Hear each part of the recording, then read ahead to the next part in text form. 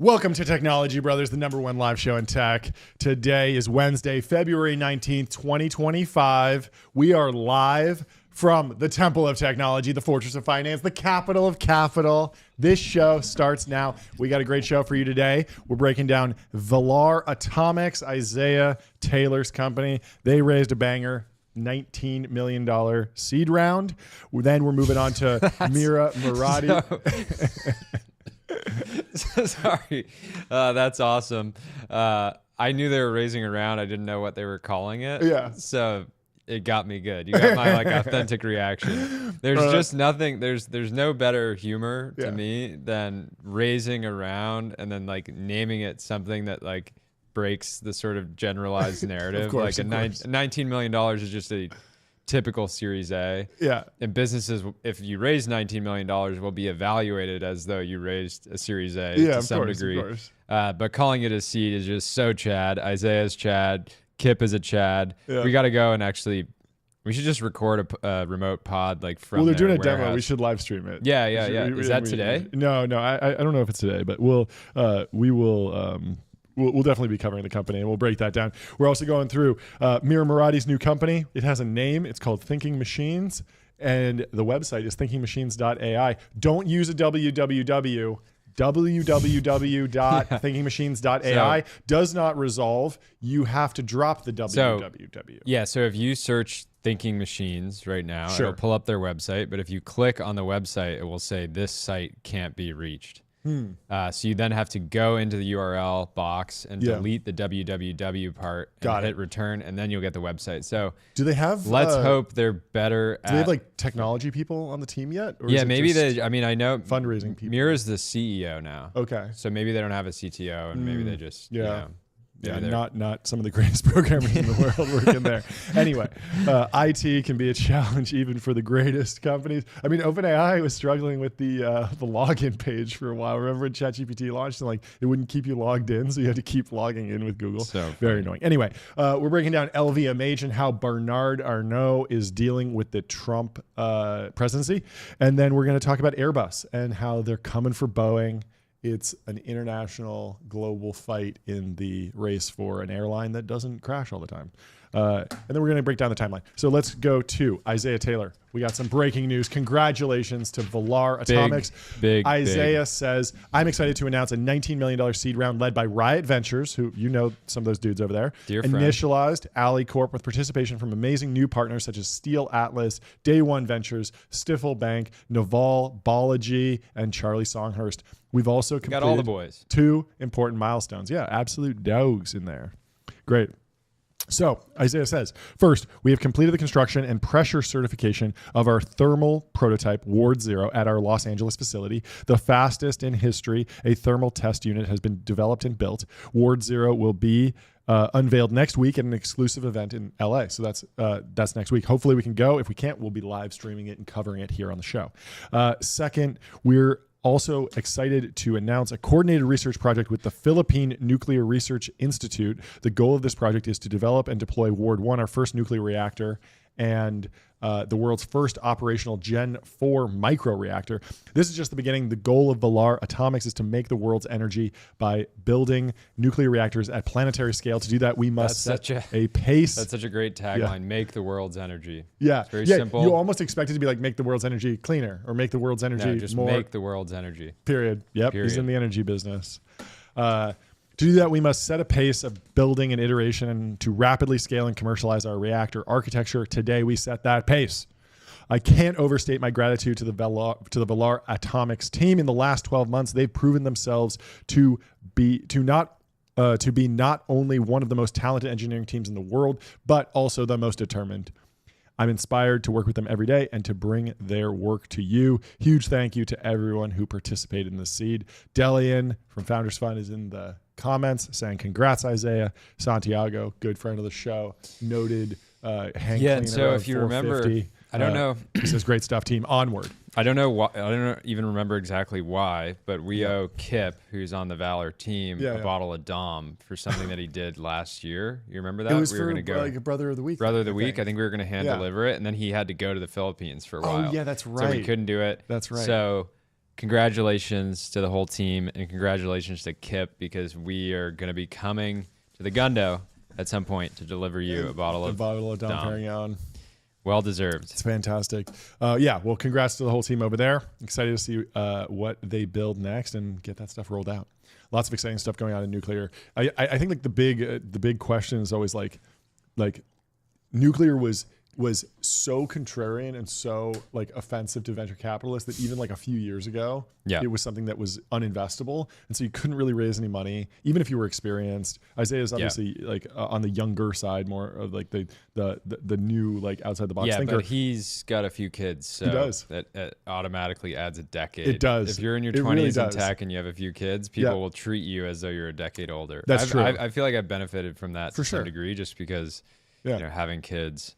It's just you are a different person after you have kids. Yeah. Like, but my point here is that like nuclear energy as a category for venture capital investment was extremely difficult to get done, contrarian, not easy by any means, very hard to finance, very hard to build. Oklo went through like years and years and years before SPACing. And now it's like the hottest category because everyone's worried about AI and energy generation for data centers. It really is like in an environment that is, you know, in a world where there's maybe less regulations around nuclear 10 years from now, nuclear energy technology companies will be tremendously more valuable. Of course. So like that is like the main, that's like the main sort of thesis right now. And so you could have, when Isaiah was starting the company, you have to imagine that in his view, a lot of the stuff that we're seeing now is sort of obvious at the time. Which was like, we actually need a lot more energy. Nuclear energy was demonized. If you remember,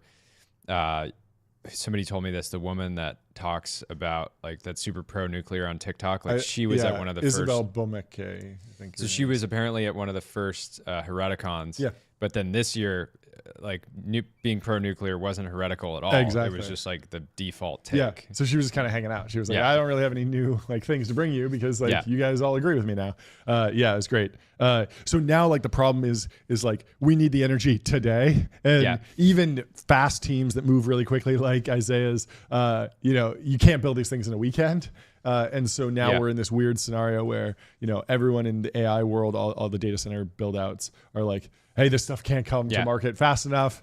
And it's like, hey, you know, the VC should have been backing this a decade ago instead of kind of sitting on their hands. Anyway, quick size gong for Isaiah. Boom. Congratulations. Great connection there, John. Thank you. Well, let's move on to thinking machines. So should we do the overview first, and then we'll give a little bit of background on Mira? Thinking Machines launched their website, thinkingmachines.ai. Reminder, don't use the www. It will not resolve. Thinking Machines Lab is an artificial intelligence research and product company. Interesting, because notably, Ilya Sutskever, SSI, is not a product company, purely focused on superintelligence directly. We're building a future where everyone has access to the knowledge and tools to make AI work for their unique needs and goals. While AI capabilities have advanced dramatically, key gaps remain. I agree. The scientific community's understanding of frontier AI systems lags behind rapidly advancing capabilities. Knowledge of how these systems are trained is concentrated within the top research labs, limiting both the public discourse on AI and people's abilities to use AI effectively. And despite their potential, these systems remain difficult for people to customize to their specific needs and values. To bridge the gaps, we're building Thinking Machines Labs to make AI systems more widely understood, customizable, and generally capable. That was not very gripping copy, if I'm being honest. What do you think, Jordy? Yeah, you can tell they're not marketers. But the aura around Mira and the business and the team is so strong that it almost doesn't matter. Like they clearly like didn't even set up their domain properly. Like they don't want to have, like, I look at them as like probably being in a similar boat to SSI. Where SSI, by being the first to kind of come out and say like, we're not going to do any marketing or really any launches, or we're not going to release any products until we have AGI or safe, you know, super intelligence. They kind of like took that opportunity, and I bet you Thinking Machines is like, I wish we did that. You know, like, again, like this is one of those things. If this was the first foundation model company, it would be gripping. But this is like language you could just copy and paste it onto any Yeah, website or hiring page. At this point, I want to issue a challenge. If you're an OpenAI co-founder, I challenge you to start a company that's not a foundation model. Well, actually, so I was corrected. So Mira was actually not a co-founder of OpenAI. Yeah. She just served as the CTO in many ways. But was viewed as a co-founder. Is it possible to work at OpenAI and then leave and start a your company idea was that's to not start like a supplement company. Exactly. And just like it would actually, Yeah. there's a lot of alpha in doing the thing that doesn't make sense from a narrative standpoint, right? Because if Mira Murati had a supplement company, I'd be like, I'm buying all my supplements 100%. From this because like she would only work on this if it was like the most exactly. important work. She's glimpsed the machine god and said, we need more creatine. It's always been underpriced to be diced. Exactly. And so, I mean, the question is like, obviously, there are so many companies working on this exact problem right now. Yeah. The only thing that's interesting here is like, where are they contrasting from the others? And it's now established that they will, like, thinking machines will have a state-of-the-art model in probably a year. Oh yeah, absolutely. Like, you would have to imagine that it's actually, so Elon had this sort of infrastructure advantage.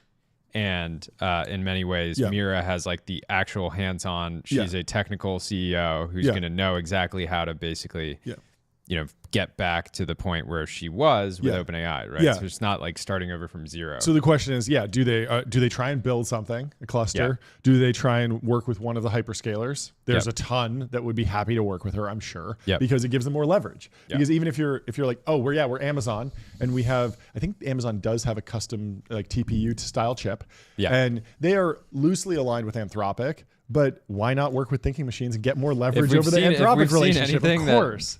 And so what does that mean? The hyperscalers and the model companies are willing to just intermingle and mix. Of course. Yeah. And it's for good reason. So it's like, if I'm Amazon and I say, hey, thinking machines, go out and raise $500 million, send $100 million over to me.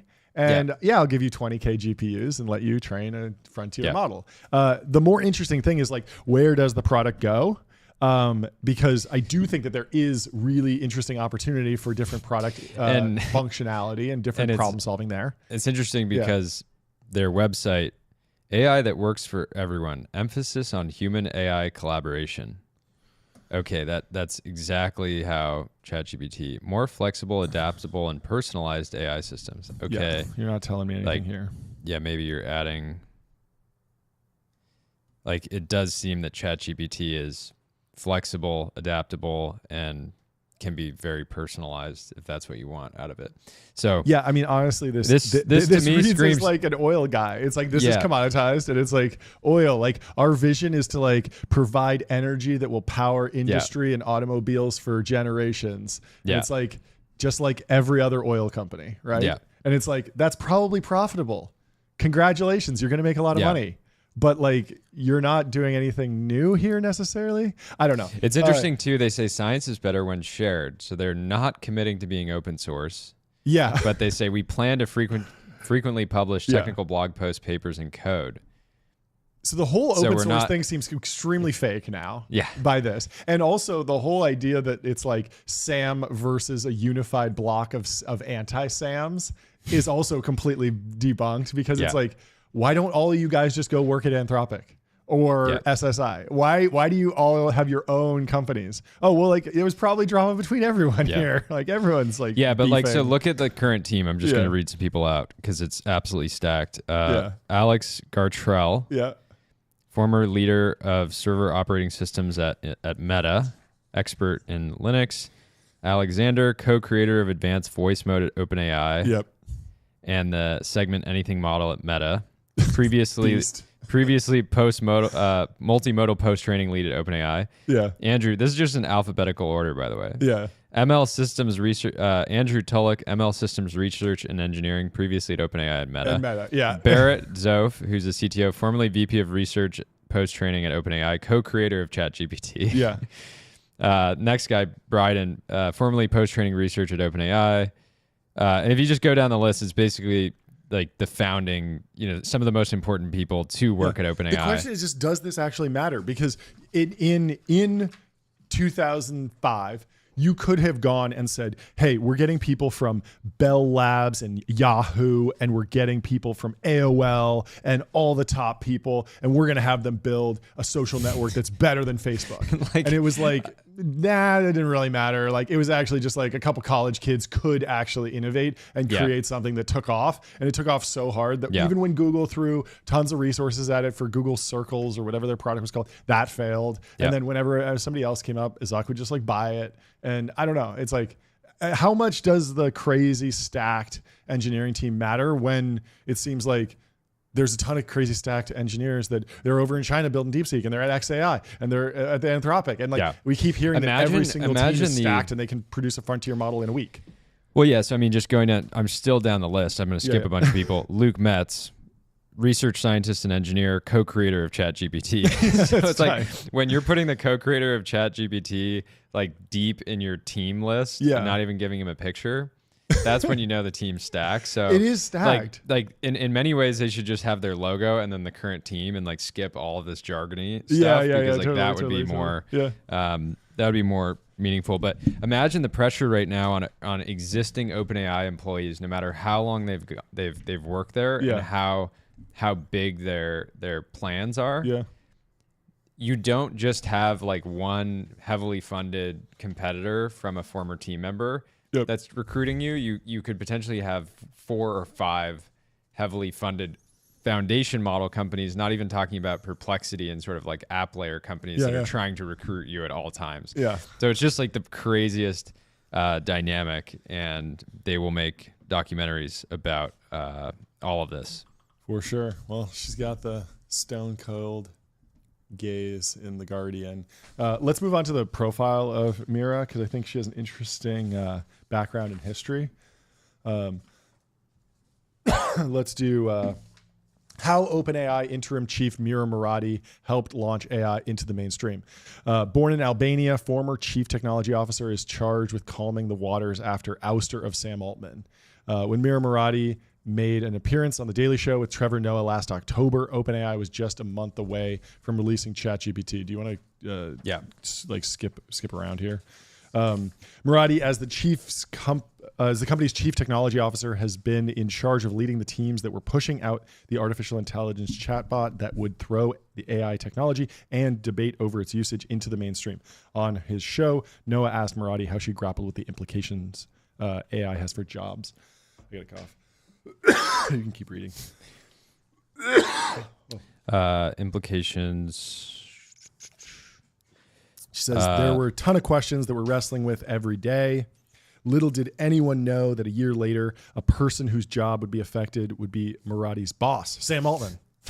Now Murati has replaced the rising star as CEO. Oh, she was CEO for a while. I forgot about that. That's crazy. Yeah. So many people have been CEO of OpenAI. There was a little, what do you call it?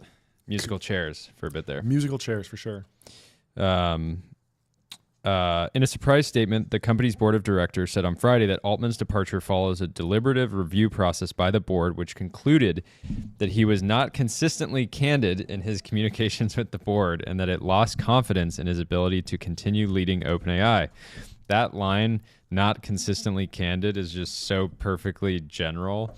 Like, and they never came out and said what it was. Yeah, that's the crazy thing, is that all the back channel communications. It's also like, not necessarily. Wait until you find out. Wait until you find out. You're gonna side with us. And then it was like he launched the best consumer product ever without really telling us. It's like, who cares? So questions remain over exactly what happened between Altman and his company's board, which includes respected technology researchers and business leaders. Yeah. But the board said that Murati can provide the company with a smooth transition as it looks for a permanent replacement.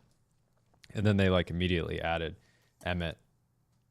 Emmett was in for a while. In there. For a few days. Which lasted, for a few days. And then Sam was So anyways, here's some backstory. Murati joined the company in 2018 as vice president of applied AI and partnerships, positioning herself to play key roles in the company's development of its AI chatbot systems and DALL-E, which uses AI to create artwork.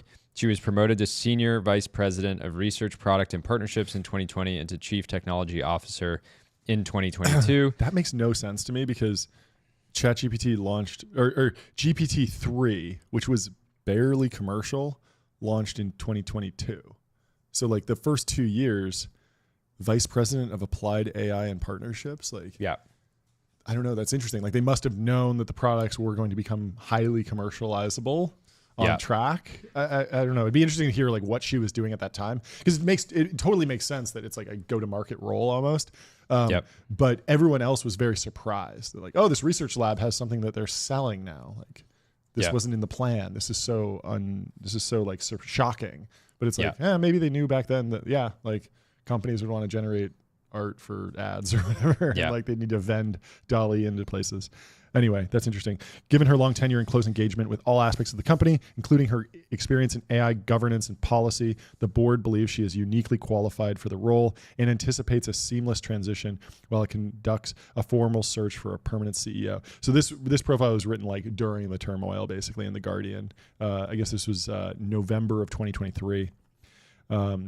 To give a little bit of backstory on her. It's kind of interesting, actually. Born in Albania, Murati moved to Canada when she was a teenager to study at an international school on Vancouver Island. She got a mechanical engineering degree from Dartmouth and eventually made her way to San Francisco, where she would lead product and engineering teams at Leap Motion.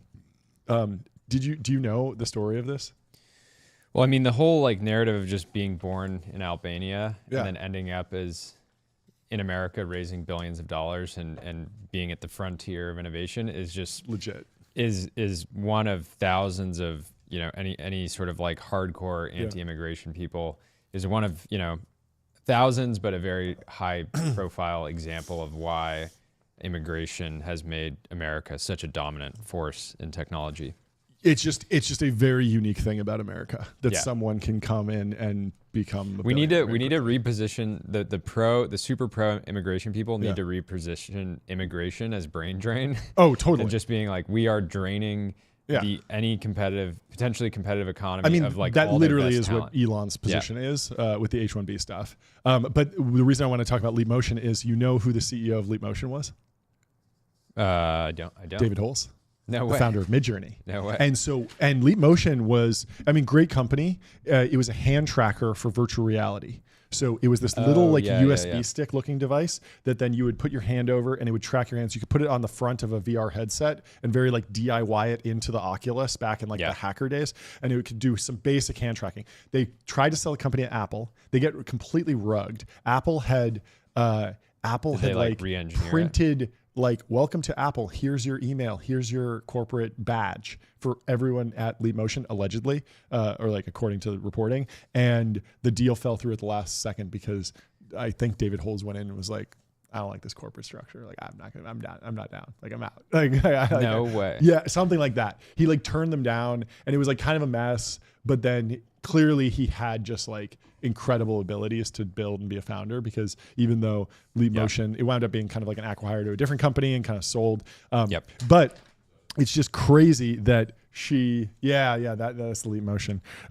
It's just crazy that she led product and engineering teams at Leap Motion, because David Holz, it's like all the top technical talent in the Valley essentially wound up working on AI eventually. They all moved over there. And so then she goes they didn't move into crypto? Not many. All the best marketers moved to crypto, which we'll talk about. That we have a story on that, which is great, from Nick Carter. During a brief stint at Tesla, she played a key role as a senior product manager in the development of the electric car maker's Model X. And so this is another interesting like sliding doors moment. She probably had meetings with Elon at some point. Yep. Now she's probably got Elon's phone number. Again, you're leaving OpenAI. Why don't you go to XAI? You got to start your own thing. It's just interesting. Like, there's one narrative where it's just like, hey, all these people are super talented. They're all super entrepreneurial. They all want to run their own companies, get more equity. It makes more financial sense. But if it was truly like mission driven on like Sam, it was too chaotic, he must be stopped, you would create an alliance, right? You would have to. Yeah. But they're not doing it. Yeah. And so the revealed preference is that actually this is commoditized and this is just about money. That's my take on it. Yeah, or wanting control. The counterpoint to that is wanting control over what will be a super valuable, important commodity. Asset. Yes, exactly. Commodity though. Not this like not God machine war. God. Because God war. if we're really going to war over this and the robot army, it's like, do you really think you want to have the 5th strongest army when Elon and Sam are like warring, or should you just create, or should you just pick a side now, right? And actually go and win. So the game theory here, I think suggests that this is more about money than mission in general. That's my take. Yeah. Anyway, Muradi told Fortune magazine earlier this year that growing up in the other side of it is all these people are already so post-economic that that potentially there is still an angle of once you have more money than you could ever spend in your life. Yeah. Do you want to just do the work that you really want to do without dealing with the sort of BS of having a crazy boss that you don't necessarily trust or you don't like or whatever, right? In some ways, this is like getting a tenured position at like a Stanford at a research lab. But you cannot do that because Stanford will never give you $1 billion to build a 20K GPU cluster. So doing the work of academia now takes the form of a venture-backed commodity there's researcher. Totally a world where some of these foundation model spin-outs from OpenAI just kind of twiddle their thumbs and do cool research, but just never reach sort of commercial. I'm not expecting that out of thinking machines but SSI seems like it could be a good candidate for that. There were a couple of those. I mean the story of Character, right? Where it's like the guy kind of was like, oh, I got like insane product market fit, but I don't really like the market, so I'm out. Yeah. I mean, that was the read for a lot of people that said that. I don't know. Potential one shot. But the guy, I mean, he just did Dorkesh, like, no, he seems like legitimately like a computer science genius. Yeah. And so like, yeah, that guy should just be doing like computer science. He doesn't need to be worrying about like, how can we squeeze more pennies out of these like gooners that are like customers basically. Like it's not important work to him, and that's fine. Yeah. And that's the nature of capitalism in America. And to be clear, I'm not saying, oh, these people are in it for the money and that's a black pill. I'm saying it's a mega white pill. Like it's the best outcome here. Yeah. It means that AI is going to go extremely well. It's going to generate a lot of economic value. It's not going to be some chaotic, apocalypse situation. Because if you think it's the apocalypse, you don't act like this. That's my take. Is like, this is not the behavior of somebody who has like, what did Ilya see? Like he saw, like he glimpsed into the ASI and realized that like we were all going to be killed. It's like, no, that was a marketing stunt. That era is over. And now we are in the oil extraction and commoditization perspective. And go get the money. It's great. I encourage everyone to do this. This is fantastic. Get the bag.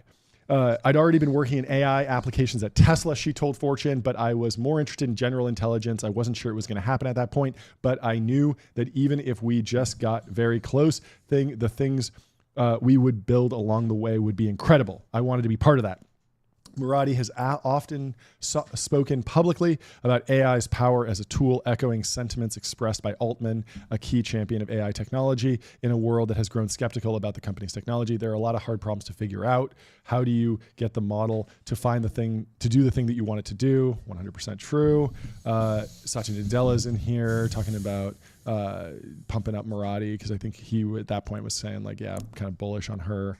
As a result, he wrote, Mira has helped build some of the most exciting AI technologies we've ever seen. Obviously true. I mean, she's like clearly a goated product and AI manager. Like there's no question about that. Interesting.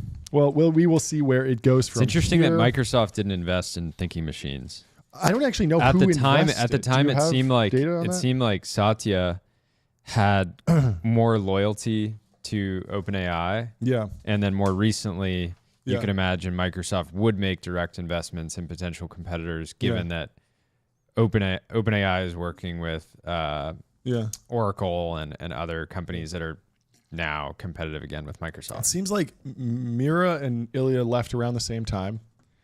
Ilya is raising $1 billion with 500 from Green Oaks coming in. And Mira, it says here, I don't know how true this is. Can you look it up? It says secured significant venture funding over $100 million to support capital-intensive large-scale model training. So, which is interesting because that's a little bit compared to Ilya. But who knows? I mean, like $1 billion deal can come together in like 2 seconds in Silicon Valley these days. No, it's possible. It's possible she's just throwing a bone to a handful of early partners, and then she's going to do the one on $5 billion. Like, in a month. Yeah. And like the crazy thing is that like But I don't think it might not be a bad deal. I mean, obviously everyone's pointing to like the .com narrative, being like, oh, there's going to be one power law winner and all this is going to, but if it's commoditized, maybe, maybe you just got to go drill the wells, get the GPUs, just buy a bunch of GPUs. I don't know. We'll see. Anyway, that's the story of Mira. Is there anything else we should cover in here? It's pretty interesting. I mean, departed in 2014 and then founded immediately. I'm just so fascinated by the fact that like it's just model company after model company after model company, and like just they all seem to believe the exact same thing, which is like these models are highly versatile, but they interesting also thing don't is believe that this will be a power law. Are you a DAU of more than one LLM? No. Yeah. Only ChatGPT is on my home row.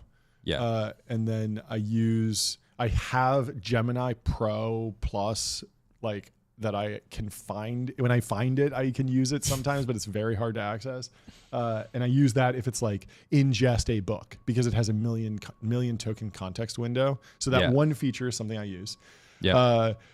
Perplexity every once in a while, Grok every once in a while. In X, I do like Grok for image generation is fantastic because there's no guardrails, so it'll just generate like, oh, you want a picture of Tom Cruise, fighting Mickey Mouse, like no problem. Yeah, which is like, I think actually fine because it's very transformative and it's clearly satirical. Yeah, but all the other LLMs are terrified of it of IP infringement. Yep, and I think. Disney and all the IP holders are like, yeah, actually, we don't want to get in a legal battle with Elon Musk, the president's first buddy. The other thing is that Elon will post through. He will post like it's every lawyer would advise Elon, please don't call Sam Altman a scam artist during the lawsuit, because then Sam can go out and like sue for huge damages. He could say, you prevented this $2 billion investment, whatever. There's a million ways There's a million things, but Elon, being the world's richest man, is willing to just take that risk, and so he would do that to a major corporation too, right? Well, I mean, he said "F you" to to like Disney and all the major to Bob Iger just for stopping advertising. Yeah. Not even like a suit. Just saying crazy. Like, hey, look, X is getting a little wild for our brand. We're not going to advertise there. And he was like, I have a message for you. And he flicked them off at that Dan Primack thing. F off. Yeah, F off, right? Yeah. Crazy.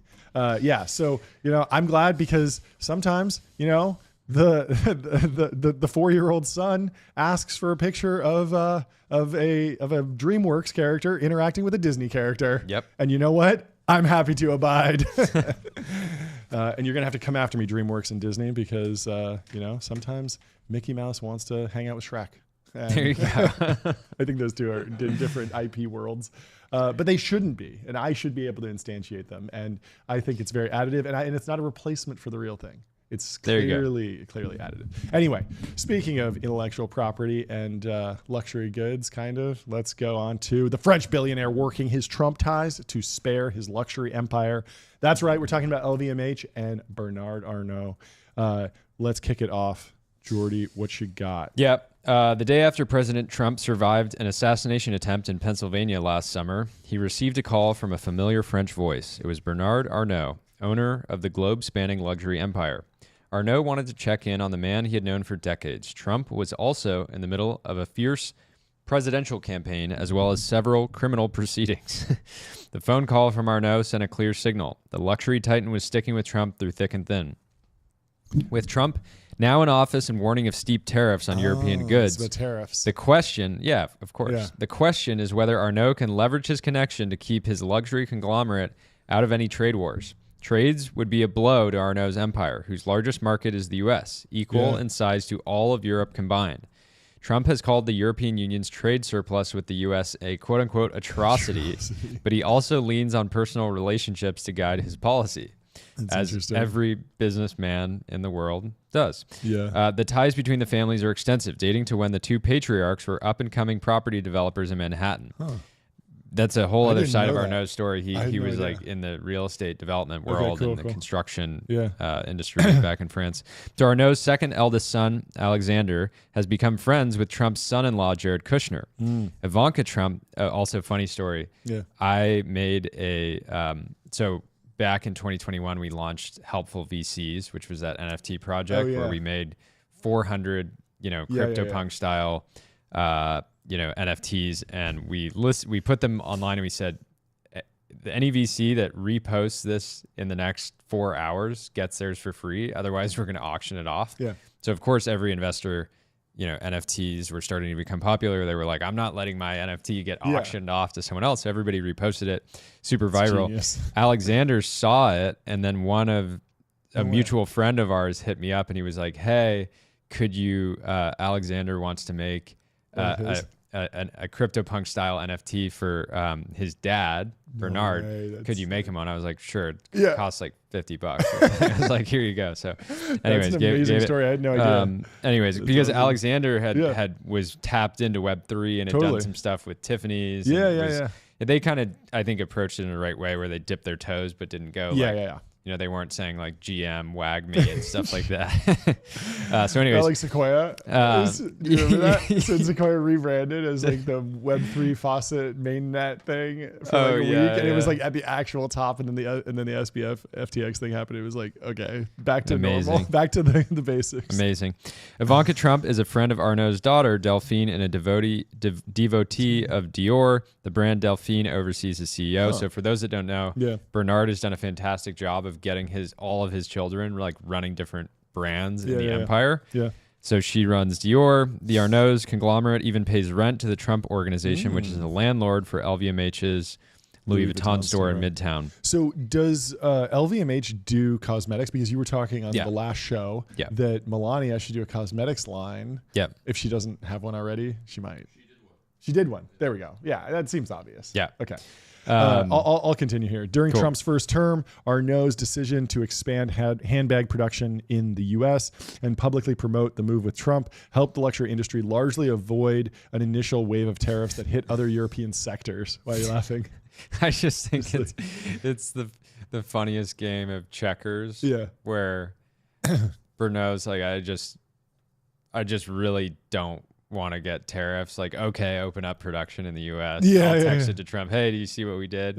Like, here's why you shouldn't, slap like a 15% tariff. Trump left office before a second salvo of tariffs could take effect. Those levies, which some dubbed the LVMH tax, were designed to hit luxury goods in retaliation for a French digital tax affecting U.S. tech giants. Hey, Bernard, you got to get it together over there. Get your house in order. Ban the cookies. Let's cool it with the cookies. The cookie banners. The cookie thing is just, I made a joke about it when I was in France in late December, early January, and it just is so over the top. It's insane. It just is. He should be running.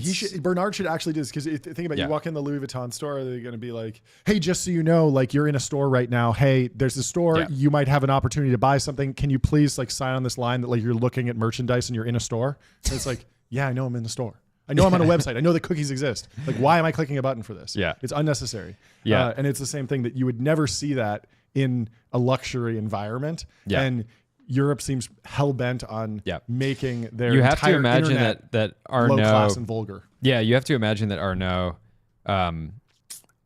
is inspired to some degree by Elon, and that if you have billions of dollars, you absolutely can influence the outcome of an election and make sure your guy is in. So again, a lot of like the obvious thing if you're trying to avoid tariffs is to show Trump, look, we're investing in America. We're going to develop production locally. This is an important sector. But then the sort of more complicated way to do it is to say, like, I'm going to fix French governance. And like, I'm going to get my guy in, and I'm going to make sure we're not like launching these taxes on American, digital goods and products. I still wonder, like, LVMH tax, I guess it's still hanging over Arnaud's business empire. It says here, like, of all the things to tariff, that seems like the safest.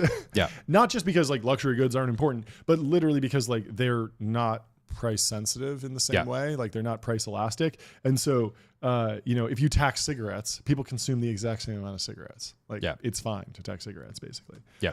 And it's the same thing for luxury goods. I would imagine that if there's a tax on Louis Vuitton stuff, the price goes up, it becomes even more exclusive. They sell roughly the same. Profits aren't majorly disrupted versus if you're taxing, cheap. No, the cheap main Temu thing stuff is a little bit. It's like all of a sudden the American stuff becomes competitive again. So I was reading an article in the journal about the Chinese, like LVMH's opportunity in China right now. Yeah. And they have basically, there's already luxury inflation that they set. Yep. The thing is that if prices have to go up, Bernard wants to be the guy that's raising prices and capturing that additional thing. Yep. He doesn't want to be raising prices because you have to account, for this tariff, or you don't want the consumer to be absorbing more costs because of something that's not your margin, right? I feel there's so many places where I would probably be pro tariff just to make the American local industry more competitive. Yep. We talk about drones. We talk about DJI versus GoPro. We talk about all sorts of hardware stuff. Unitree versus Boston Dynamics. All these different things that could or the Tesla Optimus. But what a lot of these, I was looking at Swiss watches versus American watches. Like there's one guy who makes bespoke watches really in America. You're on the list. You should actually make sure you're on. You should make sure you're on the list because it's going to be like a decade. It's RGW or RGM. I think RGM out in Pennsylvania. And then there's Hamilton, which is like a great and historical organization, but they're not at the same level as the Swiss guys. So it's like if you tax that, it's like Patek, Vacheron, and Audemars Piguet are still like they're only games in town at that level. And I'm wondering like if all of a sudden Louis Vuitton is more expensive, what is more competitive in America? Like do we just start rebuilding? Maybe it'd be an opportunity for an American new luxury line to pop up. The thing about luxury though is it takes 100 years to actually build a luxury brand. Whereas if an American entrepreneur came out today and was like, I have a drone that's just as good as a DJI, not even better, just the same price, we're price competitive, and I would buy that one, obviously. But right now it's like, that's okay, if I need a drone, like it has to work, I have to go with DJI because the other one is one from America that doesn't work and costs twice as much. Anyway, let's move on. The article mentions China. LVMH is counting on strong U.S. demand to power its growth in the coming years after sales in China, the second biggest market, plunged around 20% last year. Yeah. And you were telling me something about that. Yeah. I mean, so it tracked with iPhone sales perfectly, right? So many luxury product companies had been dependent on China for the vast majority of their growth over the past decade. And that just like slammed basically to a halt. It is contracting now.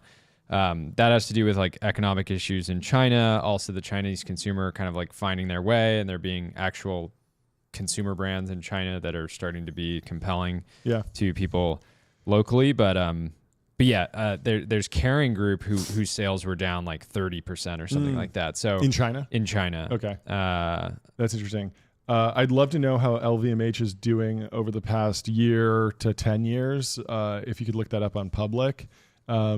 But there's some interesting information here. LVMH operates 14 factories in the United States already and is planning to pump more money into Tiffany, the iconic American jeweler it acquired in 2021. Yeah, so in 2024, Kering sales in Asia Pacific, including China, declined 30% due to weakened demand. And so there's this kind of caught people off guard to some degree because there's a bunch of stores that are already like badged, like have the branding of whatever sort of luxury brand is going in there, and just nobody's moving in, or they're open and like people just aren't coming through. So really tough scenario right there. Apple's having the same issues. Their sales are down almost double digits as of last year in China. And again, part of the reason for that is that the iPhone in China is more of a luxury product than it is a utility. And we talked about this yesterday off the show, but Apple has huge advantages in the US. They have their moats, which is like messaging, payments, the developer ecosystem.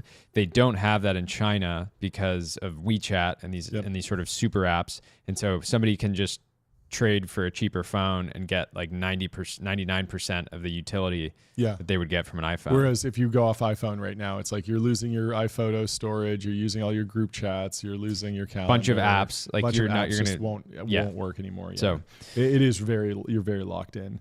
So this is fun. He went to the inauguration ceremony and sat next to Bezos and Musk, who he's been like going up and down with as the richest man. He recently was knocked off, and Elon is the richest one now.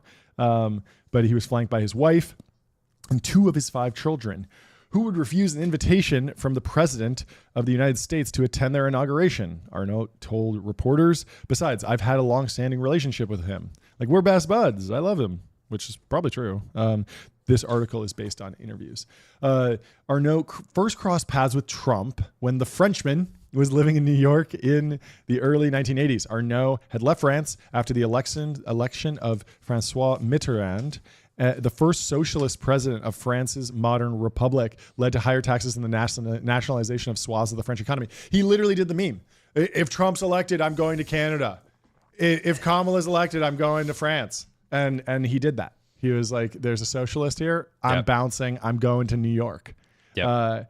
And it must have paid off for him, because he said he didn't own a single luxury brand at the time. Instead, like Trump, he aspired to become a real estate mogul. He opened offices at Rockefeller Center while Trump Tower was being erected on 56th and 5th. Arnault met Trump for the first time at a charity dinner at the Plaza Hotel in the early 80s. Years before Trump acquired the storied hotel, Trump was the embodiment of a distinctly American form of luxury, one that splashed brand names in bold-based font on everything from buildings to jets. Loud opulence. Let's go. Really the creator. Arnault's most high-profile investments were on the Florida coast. U.S. real estate, however, was difficult terrain for the Frenchman, who struggled with an unfamiliar market. When Mitterrand's cash-strapped government made a U-turn toward a more business-friendly policies, Arnault returned home. That's so dirty. You're only business-friendly when you're cash-strapped. Oh, now you want to? That's the Thiel thing. Is like even the socialists would say you got to let the capitalists make some money before you can redistribute it. Yeah. So like, it doesn't make sense to do socialism in a 2% GDP growth economy. You need to get to 10% GDP growth. And that's like where all the AGI socialists come from, is they say, hey, look, like UBI sounds crazy now, but when we're growing GDP 10%, there's going to be so much money flowing around. It'll be easier to pay for UBI. Everything will be paid off. Anyway, these guys are futurists. When Arnault resurfaced in New York in the late 1980s, it was the purveyor of a different kind of luxury. Arnault had purchased Christian Dior, and he was fighting for control of LVMH. He had garnered a reputation as France's sharp-elbowed deal-maker back in France, drawing comparisons to Trump himself. Arnault and Trump shook hands at a party at the Metropolitan Club in 1989. Arnault had helped sponsor a black tie event for the French luxury industry at the Metropolitan Club in Manhattan. They shared a table, according to video of the event, and Arnault is seated next to a bejeweled Ivana Trump. As Trump beams as he arrives at the table to shake hands, Arnault continued snapping up fashion and luxury brands, including American ones like Marc Jacobs and Donna Karan.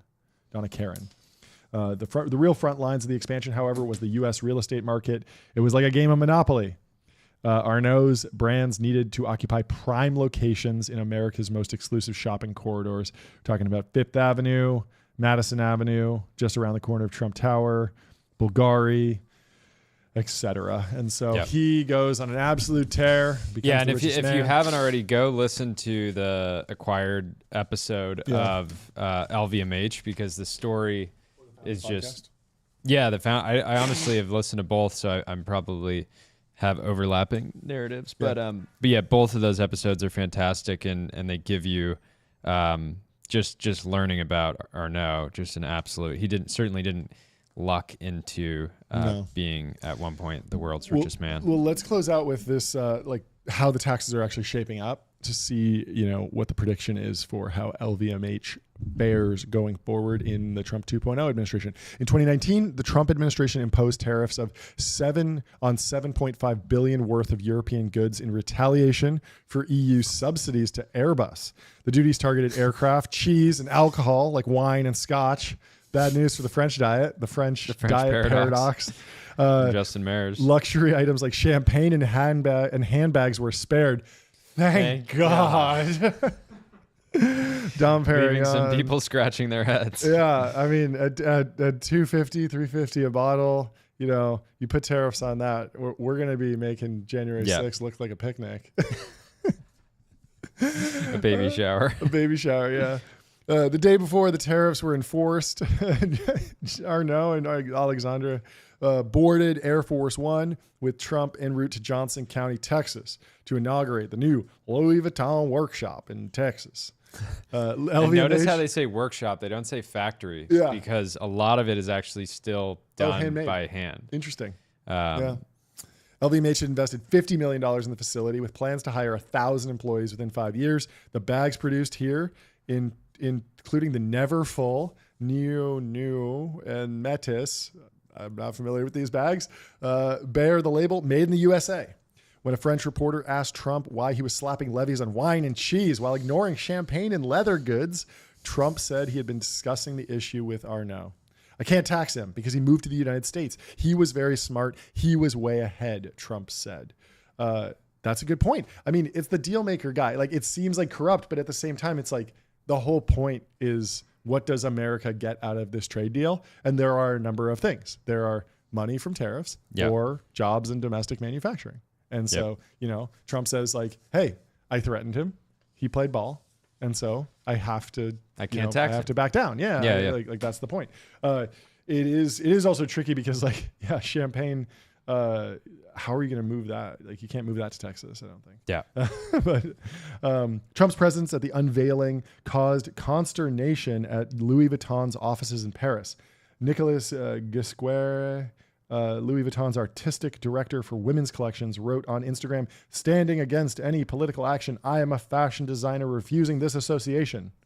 It's like kind of a reasonable thing to say. He's not that crazy. But yeah, obviously there's a lot of people that work at LVMH that are not down with the MAGA bros.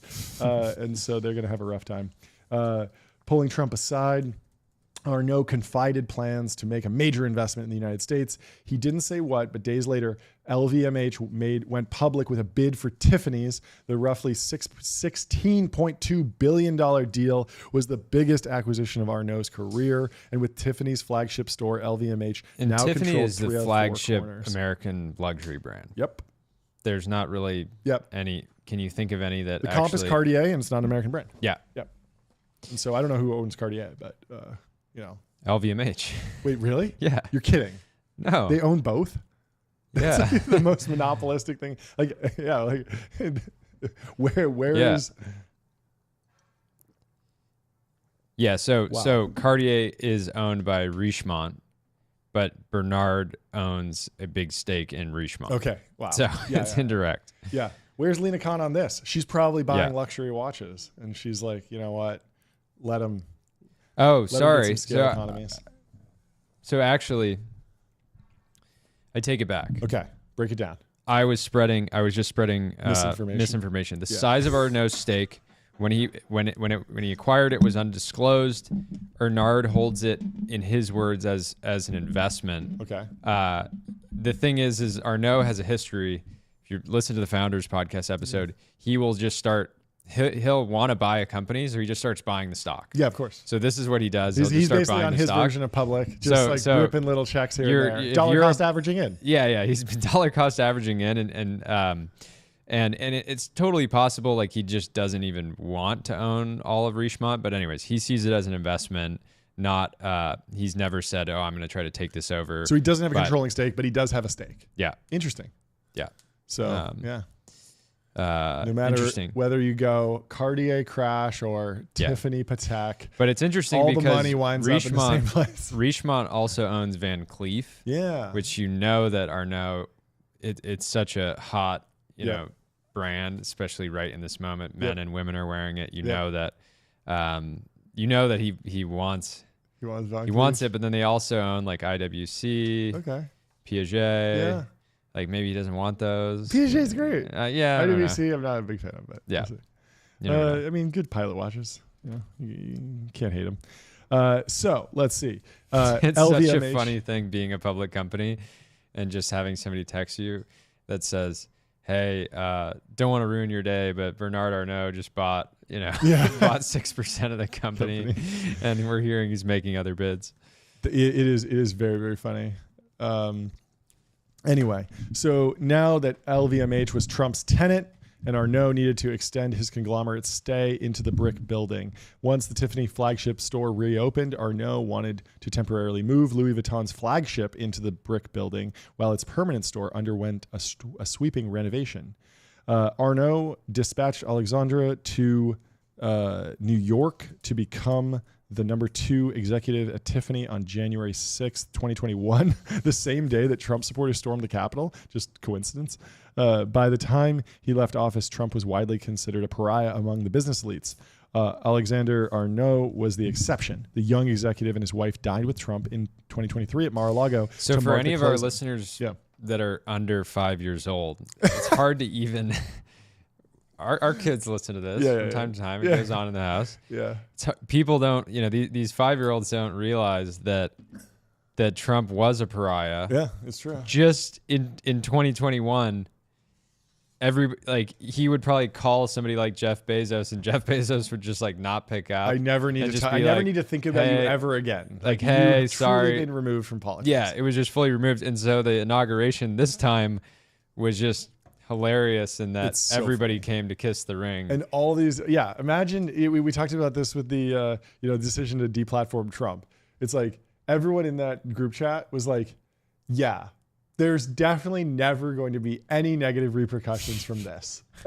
And then 4 years later, they're like, and then even a he year has later, infinite leverage over us. And then a year or two later, there's this really viral post that's continued to go viral with somebody saying, it's crazy that we just deplatformed Trump and there was just literally no consequences. It's just we just lose the election in a landslide. I forget who that is, but it's great. I can't tell if they were joking. I think they might have been joking when they posted that. But who knows? But it is hilarious because obviously there were very serious consequences, but not for the LVMH organization and the Arnault family because Alexander is a young man on the move. Trump wrote in a social media post at the time, "We were celebrating the deal we made." Alexander Arnault, actress Gal Gadot, and Tiffany CEO Anthony Ledru cut the ribbon at the reopening of Tiffany's flagship store in 2023. Louis Vuitton's Fifth Avenue store transferred to the brick building, turning it into a department store-sized temple of commerce. We love temples of commerce. Giant sculptures of a giraffe and ostrich were added to the facade of the building. Very cool. And so after Trump won the election, Arnault moved Alexander to Moet Hennessy, LVMH's drinks division, which generates much of its revenue as in the U.S., which generates a lot of its revenue in the U.S. Alexander took over as the unit's number 2 official this month, but people familiar with the matter say he's being groomed to eventually take the top job at Moet Hennessy. The drinks business faces more difficult straits than the conglomerate's leather goods and fashion divisions. Drinks have much thinner profit margins, making it harder for them to absorb any additional levies. So we got to keep buying. Dom. Yep. That's really important. We're going to save this company here on the consumer side. Yeah, and there's a lot of talk around who's Arnault's favorite boy or child, right? And so the way that he's sort of moving Alexander around the empire, sort of training him up. Yeah. Presumably, he seems like the leading candidate for becoming the top dog, but again, it's exciting. Don't quite know yet. And so you can't shift, as we mentioned, you can't shift champagne and cognac production to the U.S. I think legally, France has rules that link appellations of wine and liquor to specific regions of the country. And so it's only champagne if it comes from the Champagne region of France. It's like a legal term. For now, LVMH executives have been carefully mapping its exports across every customs code category, tracking their exact locations in the shipping process, so the company can quickly determine its exposure to the moment any tariffs take effect. And they're gearing up for more investments in Tiffany. LVMH is spending 10 times more on Tiffany stores than its previous owners and more than twice as much on marketing. Wow. That's a huge investment. That's crazy. Maybe a Tiffany store in every every city in America. Whatever people say, the Tiffany CEO Anthony Ledru says, this is shaping up to be a very pro-business president. So they're coming out, marking their claims. Never hurts to be pro-business. Pro-business. Should we do some jet battling? The airplanes have been crashing. Yep. It's been very devastating, very sad. Fortunately, no one was killed on the last plane crash, but it did flip over entirely, and the wings broke off, which is not good. Seems like pilot error. They came in too fast. Yeah. Do you want to talk a little bit about? You don't need to name the individual, but a pilot that we know was kind of breaking down. I'll just read the texts. This is hilarious. So we're talking about the crash, and my buddy who flies planes says he thinks it's going to be very stupid for the next 5 years. Have you seen the video? Have you seen the clear video of the crash? The guy just landed way too hard. Literally nothing wrong with the plane. The weather looks totally fine. Just way too high of a descent rate, which is crazy since you have way higher air pressure when it's cold, clear day. And Toronto is basically at sea level. Like, bro, these are basically the ideal conditions to land a jet other than the snow on the ground. But that seems like that wasn't a factor. Yeah, because as soon as they come in, before they even touch the snow, the wheels just break off the plane. And so clearly they came in way too hard. And he closes by saying, like, if you told me what you need to land a jet, what would your favorite conditions be to choose? I'd basically choose these exact weather conditions: cold, clear day at sea level. And so, what a mess. Very, very silly. And, anyway, so this story kind of ties into the last one in some ways, because Europe had been subsidizing Airbus, and so this is just this great battle of commercial, airplane manufacturers that's playing out. And it seems like it's worked for them or something. Something's going right at Airbus, because the Airbus. Well, is it just that so many things were going wrong at Boeing? Yeah. Because it's possible if they were just not even executing that well, but just like prioritizing safety, durability of the planes, and that's it. Pilot training, maybe the safetiest European rigorous mindset, hiring, like, just training. works, I guess. Or maybe they're not getting brain drained. Like Airbus might be the hottest ticket in Europe, whereas in America, a lot of the great Boeing people probably went to work at SpaceX, etc. Anyway. The European company started delivering the new aircraft, the A321XLR, late last year, against a backdrop of manufacturing upheaval and financial strain at its American rival. So far, the XLR has racked up more than 500 orders, many from airlines looking to replace older Boeing planes. And can you pull up on public, like, just give me the size of the prize, like market cap for Boeing, what's happening with the stock over the last couple of years, market cap for Airbus? Just to give me some ideas. I'm going to pull out, I'll send some screenshots to Ben. To Ben. Share. Okay. I'm going to keep reading, and then you kind of do some deep dive in. The jet's success is one of the starkest signs yet of the diverging fortunes of the two companies, with Boeing's troubles leading to gaps in its product lineup that are now being exploited by Airbus. It is also a warning of a bigger threat looming. While Boeing is strapped for cash, Airbus is increasingly investing in an entirely new generation of aircraft that could shape the duopoly for decades to come. Very interesting. Yeah, so one thing right away with Boeing, sort of a narrative violation, but they're somehow up 11. They're up 11% in the past 12 months, which you just, based on all the headlines, you would not expect that. You just wouldn't expect that. Yeah, they've had like a very rocky. They got badly.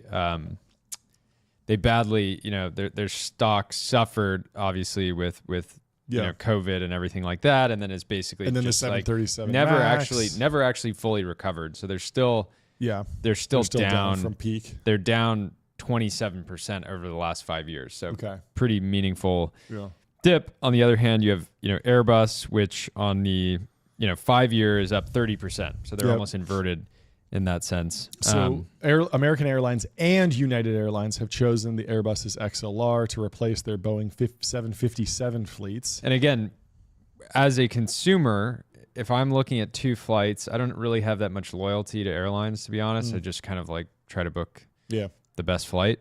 The but I do kind of pay attention if there's two flights that are exactly, pretty much exactly the same. Airbus. I just go for the Airbus. That's crazy. And so it's totally possible that these airlines are saying consumers don't want to be flying on Boeing. We need to adjust our fleet to fit their. It's their crazy concern. because I mean, you go one level deeper in the stack and no one cares that it's like, oh, this is a Rolls-Royce engine or like this is a Transdime seat buckle. But most people don't know who makes what planes when they get on a Delta flight or an American Airlines flight. But it's something's going bad when people start caring about what the plane manufacturer is. But it has been a mess, and there's been a lot of negative press. Even though just on the safety statistics, like Boeing is still like very, very safe. But it just the vibes feel off. Yeah. The new model, the latest in its A320 family of aircraft, has another advantage. It doesn't have much competition. Boeing discontinued the 757 in 2004 and shelved plans to build a new aircraft that would have competed directly with the XLR in 2020. The U.S. company's main rival aircraft, the 737 MAX 10, is years behind schedule, awaiting sign-off from the FAA. If all but a handful of people are let go from the FAA, it's possible that never they gets would approved. just give it. No, they'd give it a rubber stamp it. because they're like, hey, we really don't have time to deal with this. It hasn't been all gloom for Boeing. The company in December announced a landmark order for up to 200 MAX 10 jets from Turkey's Pegasus, a carrier that predominantly operates Airbus jets. So they are flipping some people. American Airlines also doubled down on its commitment to MAX 10 with 85 new orders last March. And Airbus isn't without its own problems. Supply chain issues have limited the company's plans to turbocharge production and meet booming demand in the wake of the pandemic. This month, Airbus said it was delaying a long-touted hydrogen-powered jet. Oh, I had no idea they were even working on that. Anyway, in the 5 years since 2019, Airbus has spent some $12.9 billion on R&D. Boeing's plane making business has spent $8 billion. So this is such an example R&D. of like going back this month. Airbus said it was delaying a long-touted hydrogen-powered jet. You didn't even know this was happening. Yeah. Clearly, the reason that if you could go back and invest in Tesla years ago, the bull case would be like this is a big company, very focused on innovation that's going to continue to try to reinvent itself. And these airline these aircraft manufacturers, commercial aircraft manufacturers, don't seem like the reason they trade at like 2x revenue is because they have no real, like they're not really showing, hey, we're committed to innovation. We want to build the next platform. Yeah. And anyways, it's just interesting to think about. At a large late stage company, people's incentives aren't their lifetimes. They're like, I'm here for a couple years, or I'm here for a decade. I'm building my career, but I'm later in my career. Maybe I'm going to retire in 10 years. Maybe I'm going to retire in 20 years. Elon's thinking like, I'm going to run SpaceX in 1,000 years and I'm going to be the president and king of Mars. And so, whether or not it's true, he's certainly thinking long term. And that leads to a very different style of decision making than the guy who's just like, okay, to really get my retirement package or to get my bonus or to get my promotion, I got to put out a press release about some fake thing and get some McKinsey consultants to say it's real. Hydrogen-powered jet. Then, we're delaying it, but and then pump the stock a little bit and then pull back from it the last second and say, it was actually never really a thing. It was just what's the term? It was just an art project. It was just performance art. Performance art. Yeah. Yeah, what if they come out and say that in the next press release? Oh, that hydrogen jet, that was just a bit of performance art. Yeah. Just a side project. This is why Boom Arrow could end up being, their recap could end up being like the best investment ever is because if they can pull it off, then these big either Boeing or Airbus will have to come in and buy it, or they'll just sell directly to the airlines. For everyone who's saying, oh, Blake's probably like the CEO of Boom is super diluted now, like, it's gonna be rough for him. If he really starts crushing and like delivering in a serious way, he can reincorporate in Texas and do the Elon thing and be like, I want 25% of this company and you'll give it to me if I hit, 100 billion market cap. Yeah. And all the shareholders will be like, absolutely, because it makes perfect economic sense, just like it did with Tesla. Yeah. And so, if you're a founder and you're diluted, you're kind of down but not out. You have don't give up because you can always get back in the game. Yeah. This is a new thing. Yeah. Wasn't the case for a long time. Yeah, Paul, you can imagine Paul Graham being a big part of that round, presumably, and the other investors. I'm sure they were thinking we need to make sure that Blake is incentivized to triple down, when many people would have given up already. Yeah, so, yeah. But obviously the investors need like financial downside protection, and like they need to own what they own. Yeah. But at a certain point, it just becomes about the share price. And, it can be accretive to issue the CEO or the founder CEO a ton more equity. Yeah. In the sense that like, yes, you will be diluted as a shareholder, but if the price goes up and you make money, everyone's happy. Anyway. Airbus has been working on lightweight airframes, fuel-efficient engines, and even folding wings. That sounds real. That definitely sounds like something that's going to happen. Hey, soon. We're going to have folding Android phones, or we already have them. The natural evolution is Don't folding worry. wings. The folding wings are definitely coming. It's right around the corner, 2030. Everyone says, if you're ever in business and somebody asks you like, oh, when's that crazy thing going to happen? Just be like, we're a few thousand days away. They're basically saying the same thing. Yeah, 2030 for sure. It's definitely going to happen. Yeah. If it's 2040, it's no big deal. No one's going to be mad at you. No one's going to remember what you said in 2025 in 2030. Yeah. It's 5 years later. It's a lifetime. Anyway, folding wings. That'll be maybe they should just flap them. Let's make birds. Giant albatross birds. Make the wings flap. Yeah. Make the wings Airbus. flap. We spend more time arguing like an with ornithopter, right? Yeah, exactly. From Dune. That'd be great. Anyway, Boeing isn't in a financial position yet to launch a new aircraft, so they're kind of getting stuck, and Boeing could get in a situation where their old plane sucks and the new plane, they can't afford to launch it. And so lots of risk around Boeing, but the stock is up. It was oversold, and clearly people are optimistic that something will happen here. But let's figure it out. It's not great when they're saying we've got to spend a little bit more time, more focus on getting ready, getting the business back to generating cash, so that we have the cash to support new airplane development. That's just not good. Like, how is the stock trading up on just that narrative? Yeah. Hey, we're not making money. Yeah. We're a $140 billion company. Nobody trusts our airplanes anymore. Boeing CEO they're falling out of the sky. It's just like we definitely got to focus on getting ready. Yeah, I think what's going on here is that profit is equal to revenue minus costs, and we need revenue to go up while costs go down, so we increase profit. And everyone's like, yeah. So just to give everybody context, I have the full public page pulled up here on 66 billion in TTM revenue. They've lost about $9 billion. So rough. Not looking great. Good luck to them. Hopefully they can go pick up some startups, do some acquisitions. It would actually let those founders run the company. That's what I want to see. Yeah, at a certain point, you want any great American company, because Boeing in the fullness of time is a great American company. Yeah.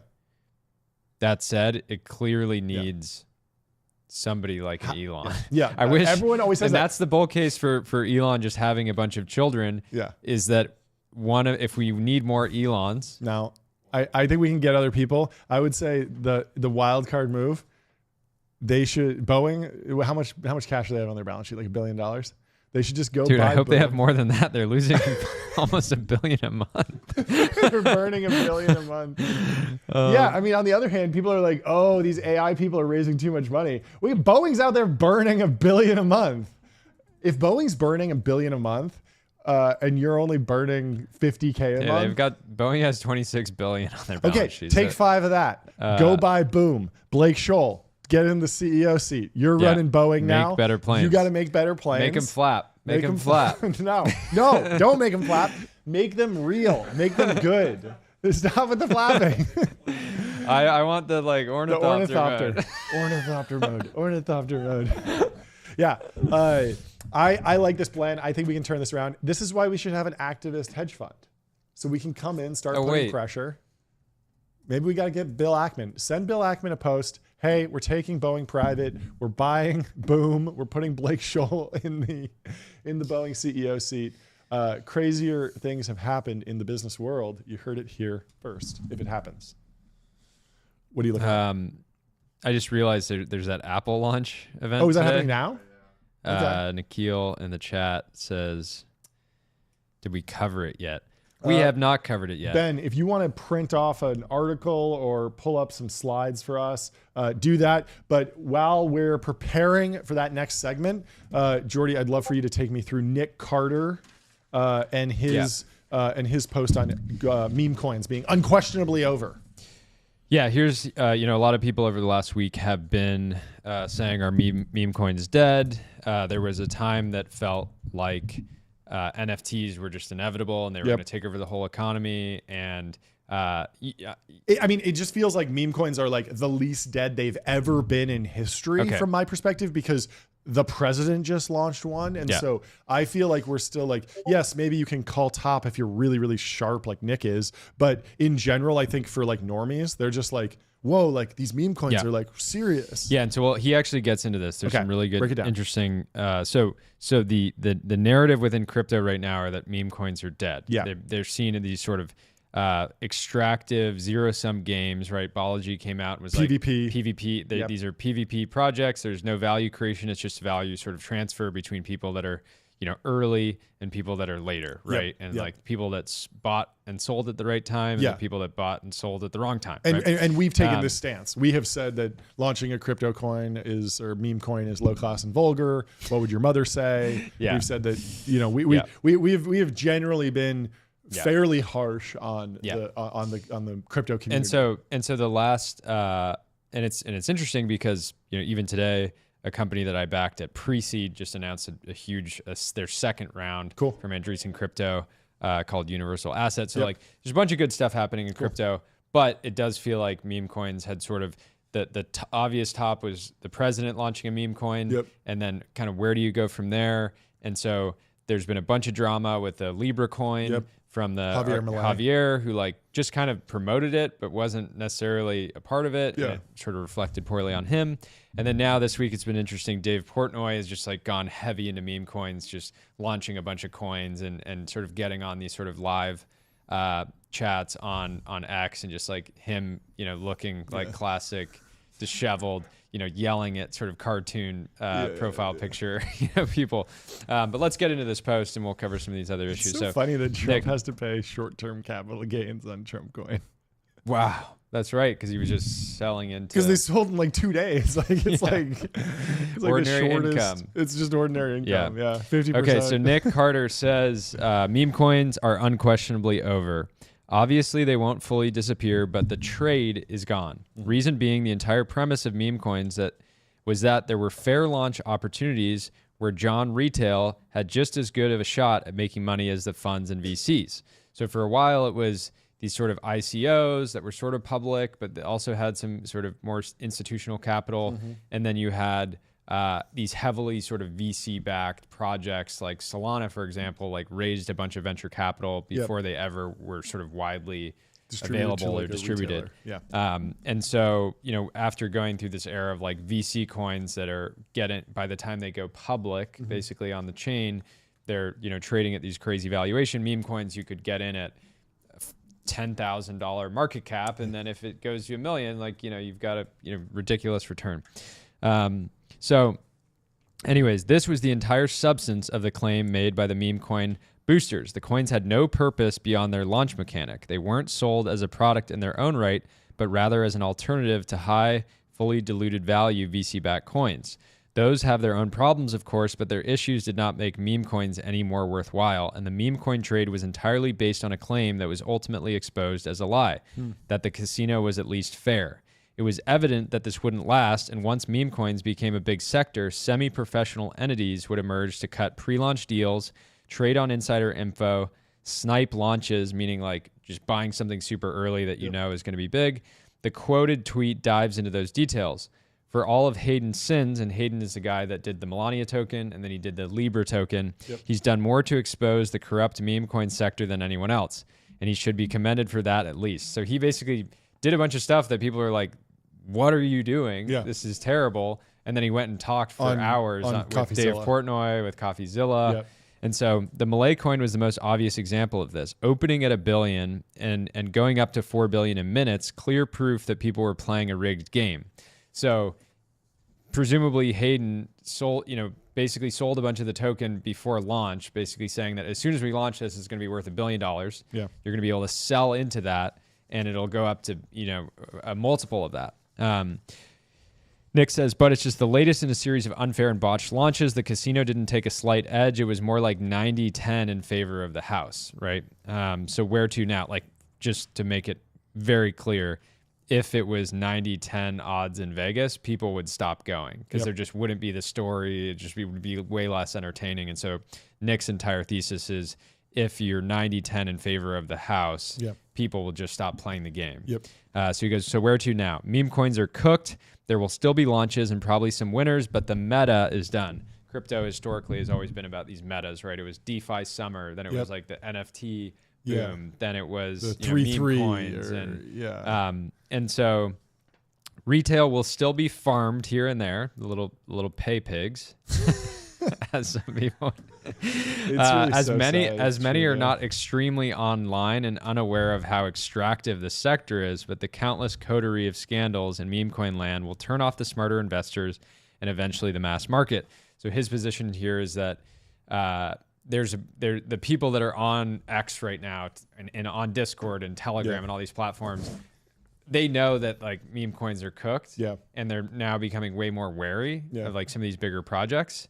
In many ways, like Trump, like if you just bought Trump in the first 20 minutes of when he announced it, you did really, really, really well. And it's crazy because I feel like in the retail sector, like in Wall Street, like there is a thesis for like, okay, the U.S. government can give you a corporate bond or a government bond, then you get 3 to 5% or something, and then a large corporation like Apple just makes money, and you buy a share of that, and they give you a little bit of the money, and so it's very like logical. There's very clear value creation there, and then yes, you do get the crazier stuff where it's like day trading very rarely works out because it's so financialized and so professionalized that it's like, you're going up against fucking Jane Street. Like, right.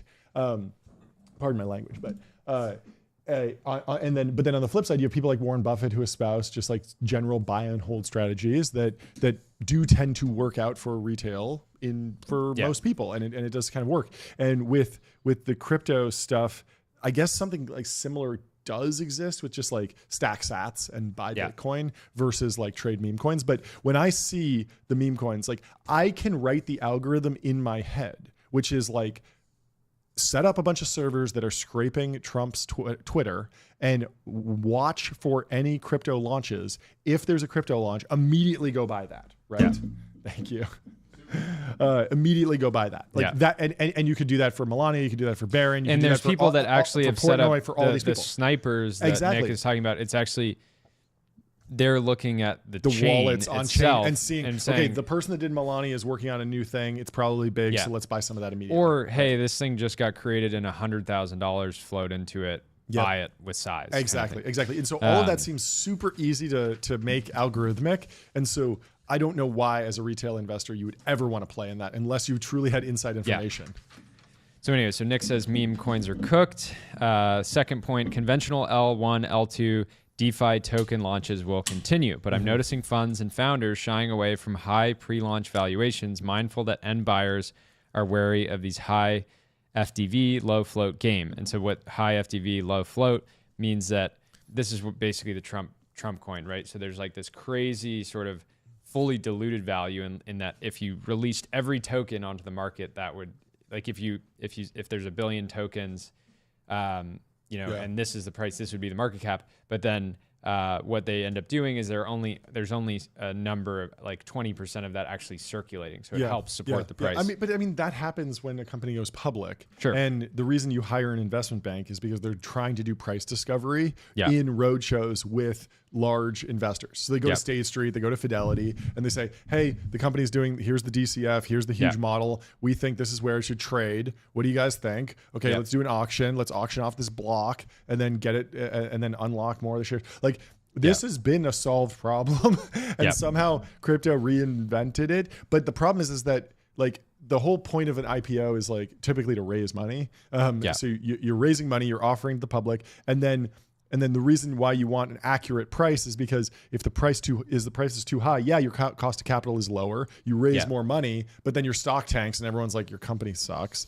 On the flip side, if you price too low, your stock pops, but you're like, hey, we only got $100 million in our IPO and we gave up 10% of the company. Like, what happened? And that's why Bill Gurley's always upset about that. Yeah. But the problem with meme coin is that like, you don't need the money for anything, right? Like, is there a point to this? Presumably, like, this guy Hayden, with Libra coin, managed to generate $100 million, and what Dave Portnoy was pressing him on is like, whose money is it? Like, where did that come from? Yeah, and so he'd be sort of waffling on that. Like a good example would be like, like Uber goes public, they raise money.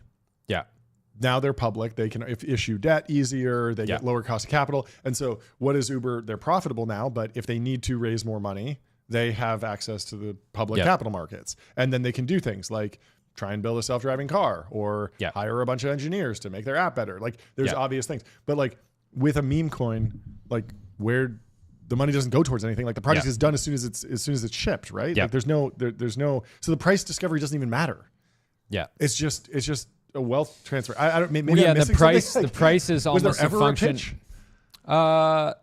No, like I mean that's Nick's broader point is that the coin's purpose was the launch mechanic. Yeah, and then the product is the price. So when the price is good, people love the product. They're like, I love this product. And then when the price is not so good, then they start to take some issue with it.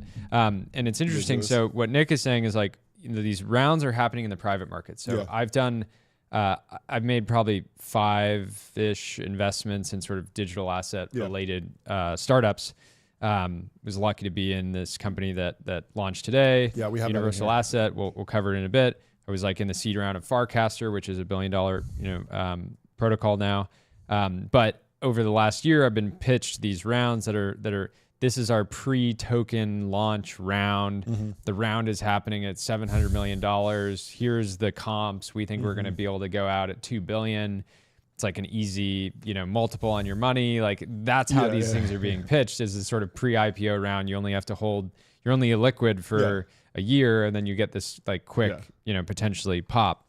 So Nick says next, he says crowdfunding platforms like Echo will thrive. So Echo is like AngelList-esque platform for the crypto world. They do effectively SPVs. They have accreditation, KYC, all the stuff that's important for companies that their narrative is like, let's help these private crypto rounds that are pre-token be more community oriented. So enable 200 people to invest in something that in a perfect world, Andreessen would be like, we're taking that entire round. But people started to think poorly about these VC coins.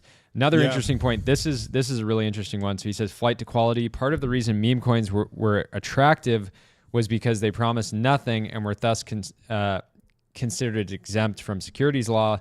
Yeah, that's the thing with Melania token, right? Like, it's not like she said, hey, I'm issuing a token and we're going to build a protocol that will allow you to like get exclusive access. You're not going to earn from it. There's nothing. It's not a financial product. It's just it's a meme. Yeah. And that's actually what they don't even call it a token or a coin. They call it MelaniaMeme.com is now live. Or it's just a meme. So Nick says, we have a progressive SEC that is already crafting rules to allow for compliant issuance of tokens and presumably an equity-light disclosure regime for issuers. This means that we don't have to bother with fake decentralization, which is these protocols that are like, oh, we're set up in the Maldives, and then we have like our, NGO over here in Africa. And like, that's basically what USAID is getting in on this one. But anyways, so the idea here is that these tokens that couldn't have fees associated with them because that would position them as like blatantly a security. They'd be able to actually return capital to users in an interesting way and actually start to function more like equity. Because a lot of people would say like, oh, this token has to be worth money because it's connected in some way to this company and they're worth $1 billion. And the reality is like, they're totally disconnected. No, right? The whole point of why you buy stock or preferred stock in a corporation is that it gives you a legal right to the stream of cash flows. Yeah. Like that's pretty why. awesome. It's like if you own 1% of Berkshire Hathaway, you get 1% of the profits in that they dividend out. And now there's a lot of other structures that can happen, and the money can flow around a lot of different ways. The board can vote to reinvest those assets, but in general, you have a claim on the financial assets, both on the balance sheet and in the cash flow statement. Yeah, so Nick ends on a positive note. He says there's no reason to be upset. A sense of gloom and cynicism pervades crypto right now because meme coins, in a sense, were considered the last fair terrain where anyone could make money. This illusion has been shattered. He basically is saying the trade of the next few years is just to be like, where is there actual sort of like on-chain cash flows happening, and just buy those tokens, right? Because then this fee switch can be turned on, and you can actually earn, cash flows based on your ownership of said tokens. So basically, like, this could be the end of crypto, and meme coins are mainstream now. There's going to be less of the I just bought this token and now I'm worth $10 million type of thing, and more so it'll bring a level of you're going to be able to make money on chain. But you're going to be more like a day trader who's either getting super lucky, taking a lot of risk, or being highly methodical and taking the sort of long-term value-driven approach to investing. So there's going to be a good top call. There's going to be, I think, like the next meta is going to be crypto value investing, where you're kind of looking at these protocols and saying, okay, where is there income being generated on chain, and how can I, basically own that and compound on it. And I'm sure a lot of people will do very well, but it just looks more like traditional stock or bond investing, or alternative asset investing than. Well, let's close else. out with this Growing Daniel post, and watch out. There's some bombshells in there. You got to censor. He's got a little bit of a Daniel says, I think crypto permanently damaged tech in weird ways. Just a huge influx of very uninteresting, greedy R words. And when crypto went bust, they rolled into AI, and now every AI founder I meet, except for a handful, seems like total dimwits. F crypto, man. 10K likes. So 10K now. View hidden replies for insane crypto bot trash. Absolute S word technology built by S companies for a S community. It is funny that the average, like, if you post a lot on X, you're gonna have, even if you have nothing to do with crypto, you're gonna have, hundreds of messages a week from people being like, "Hey, boss, I've got a meme coin." I have a bot that replies to every single one of my posts with some sort of like ChatGPT spinoff, but it always tries to steer the conversation towards some Solana thing that I haven't seen. And so most of the time it just gets muted, and I don't follow it, so I don't see the notifications. But every time I actually click, I'm like, oh, that's weird. There's someone like tracking me. What would your mother say? Lots of messiness. Go build something real. Do you want to go through Gautier? Do you want to do that? Okay. Yeah, let's talk about a let's do size group of let's hit the size gong. Gautier's phenomenal poster as well.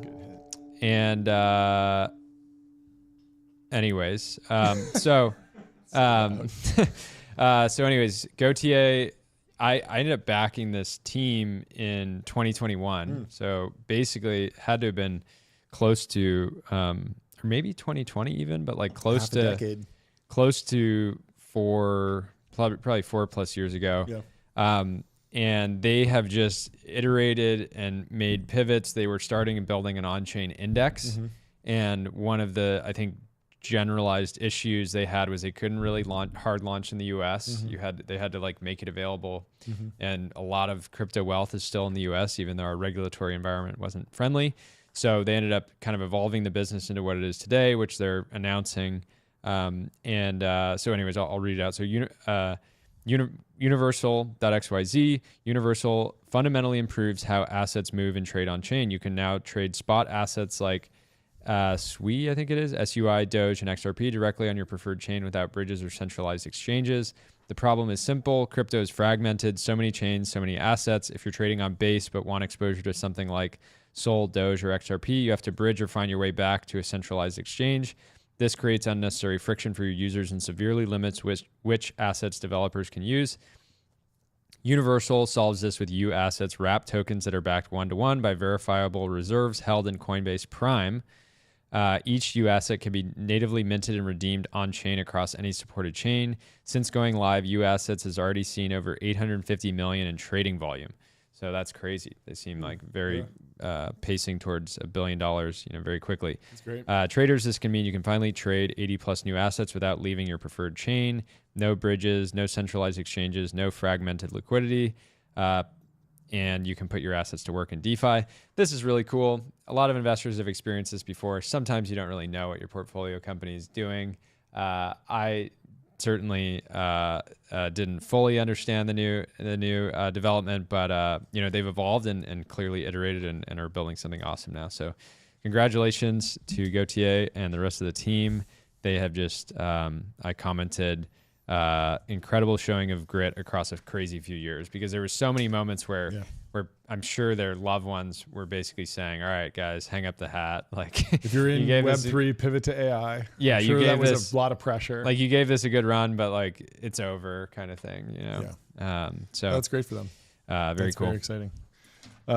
We got more funding news. Saronic raised a $600 million Series C from Andreessen Caffeinated, 8VC, General Catalyst, Elad Gil. Little bit spicy on the timeline since Delian called Elad out. For Elad Gil, his whole thing is like the index companies. He wants to buy the one company in the space that's the power law winner. Elad's obviously a investor in Anduril. Andreessen's an investor in Anduril as well. And now they're investing in another defense tech company. But, we'll see. Maybe there's room for 2 power law winners in this space. But congratulations to everyone over at Saronic. And $600 million. I mean, that's a lot of money, Got a real size going for that. Boom, boom, boom. So congrats to everyone over at Saronic. I just love to see solo GPs leading giga rounds. Always. It's just the best. Always. I love just seeing, and it is cool. I mean, Alad's point was that, shipbuilding capacity is way under, way under. We need more shipbuilding, and that's what Saronic's focused on. Let's move on to the Humane AI pin is winding down. Did you see this? HP is acquiring the team IP and software for $116 million. We've been talking about this. Make printers great again. We have a brother printer. It's pretty good, but it could be a lot better. Of course, we have the printers. The brand is actually called Brother. It's not just our nickname for it. We don't just have one printer. We actually have 3 printers. We have some very nice printers. We're big into printers. The name is Brother USA, by the way. So if you want. And so this, shout out to Brother and shout out to HP, Hewlett Packard. Let's see. I think it's funny that HP is known for like printers now, because they used to be like the premier maker of computers. I actually know someone who's like a descendant of Bill Packard, and it's Bill. Yeah, and I mean, HP has an incredible founding story. There was a who was it? Some guy who fought in World War II or worked at World War II in MIT's radio lab, created radio systems to detect bombing runs to defeat the Germans, goes out to Silicon Valley, teaches at Stanford, and 2 of his students are Bill Hewlett and David Packard, and he's like, you guys should start a company. And they started HP. And it's just like wow, massive company. But they have acquired Humane. Humane had raised maybe like $200 million. They launched that AI pin that was kind of a problem and a solution in search of a problem. Didn't really get a lot of traction. It was more felt like a experimental, cool art project. It was also weird because it was like AI was clearly tacked on at the last possible second. Because originally it was like they're Apple folks, and they left Apple and they're like, we're making the next Apple device. But every decision that they made with this pin was hyper aware of Apple's monopolies. And that created a very like compromised experience. So it could receive text messages, but they knew that they couldn't integrate with the iPhone because wasn't it a different number? Yes, you had to get a different phone number. So, hey, Jordy, send me a text message. And don't forget to save the other number for my Humane AI pin in case you want to text me while I'm wearing the pin. Like, it clearly makes no sense from a UX perspective or UI perspective, but it makes sense if you're thinking like 25 steps ahead and you're saying, well, if we do integrate with Apple over Bluetooth, they will have complete control over us and we will never be able to defeat them. And so clearly they were thinking, let's not make just like a cool consumer hardware company, because there are plenty of those. Let's try and disrupt Apple. And so we have to rethink everything from first person. It was just a mess. Anyway. Yeah. And there was, you could look at so clearly very talented builders, designers, like had a big vision. Yeah. And I love that in general, the ecosystem is broadly supportive of people taking these big swings on projects that are ambitious and maybe prone to fail, right? We want 10 of these to fail. We don't want them to all to fail, but it's fine if 10 fail and one works, right? That's but I want more friend.com stuff. Where it's like you give a kid a couple $1,000,000 and he goes and he tries to launch something in 12 months. Not these guys were burning $200 million for like a decade. And I care more about the time, honestly, than the money. That's just so long. I wasn't exactly 10 years, but it was just a long time. My main point with Humane is you could objectively analyze the Humane pin and determine that it was never going to be a hit consumer product. You can. And the issue is that the team had so much time and money invested into it. They had to like go put on clown makeup and like go out and be like, look, like this is the next big thing. And you could just, consumers are too smart. They're like, wait, it's a second number and it doesn't fully replace my phone, but it's sort of additive. So I still need my phone. But how am I going to actually use this? This doesn't really make any sense. It was innovation theater. They were LARPing as Apple. They were LARPing as Apple. They literally dressed up like Steve Jobs, did an Apple-style keynote, and said all the words that Apple says. Except that's not what makes Apple successful. What makes Apple successful is that they had first mover advantage to like a revolutionary platform, the iPhone, and then they locked everyone in so that it doesn't matter if they've just bumped the camera specs 2 megapixels, you're going to buy it anyway. And that's just it's just a different business. It's like a fundamental misunderstanding of what makes Apple powerful. It was validating for me because at times you're like, am I crazy? Why are we won't name these investors, but you're like, why are these people putting in so much money? And you could say, oh, it's just a team bet. You know, they have some like real innovative technology here and maybe that's worth something. But it's the same thing that my reaction to Quibi, which also, the thing about these companies that have raised a bunch of money or super high profile, they tend to actually fail fairly fast in the sense that Quibi shut down, was it months after starting? They were like, and Quibi's fundamental flaw was they were like, everybody's watching these short form vertical videos. We should shoot highly produced short form vertical video, cinematic movies and TV shows, not realizing that you're competing with every single person with a cell phone who can make more entertaining, more topical. And you're competing. Quibi's not competing with Netflix. They're competing with TikTok, Instagram, YouTube, X. And that's what friend.com understands. Anyone can fine tune an LLM. Anyone can go to Llama and make the LLM sound weird. And so he's been making a bunch of weird decisions that add up to something that seems differentiated and is not just going to show up in your Siri anytime soon. Speaking of Quibi, Blake Robbins, if we go forward probably 20 posts, he says, random thoughts. Turns out Quibi could have worked if it had just focused on soap operas. Real Short is doing $40 million per month for vertical video. I don't know anything about Real Short, but people are saying this is a narrative violation. One guy says, too bad their output is pure slop, but it's working, which is really, really interesting. Wait, they're doing $40 million a month? $40 million a month. Real Short. Never heard of it.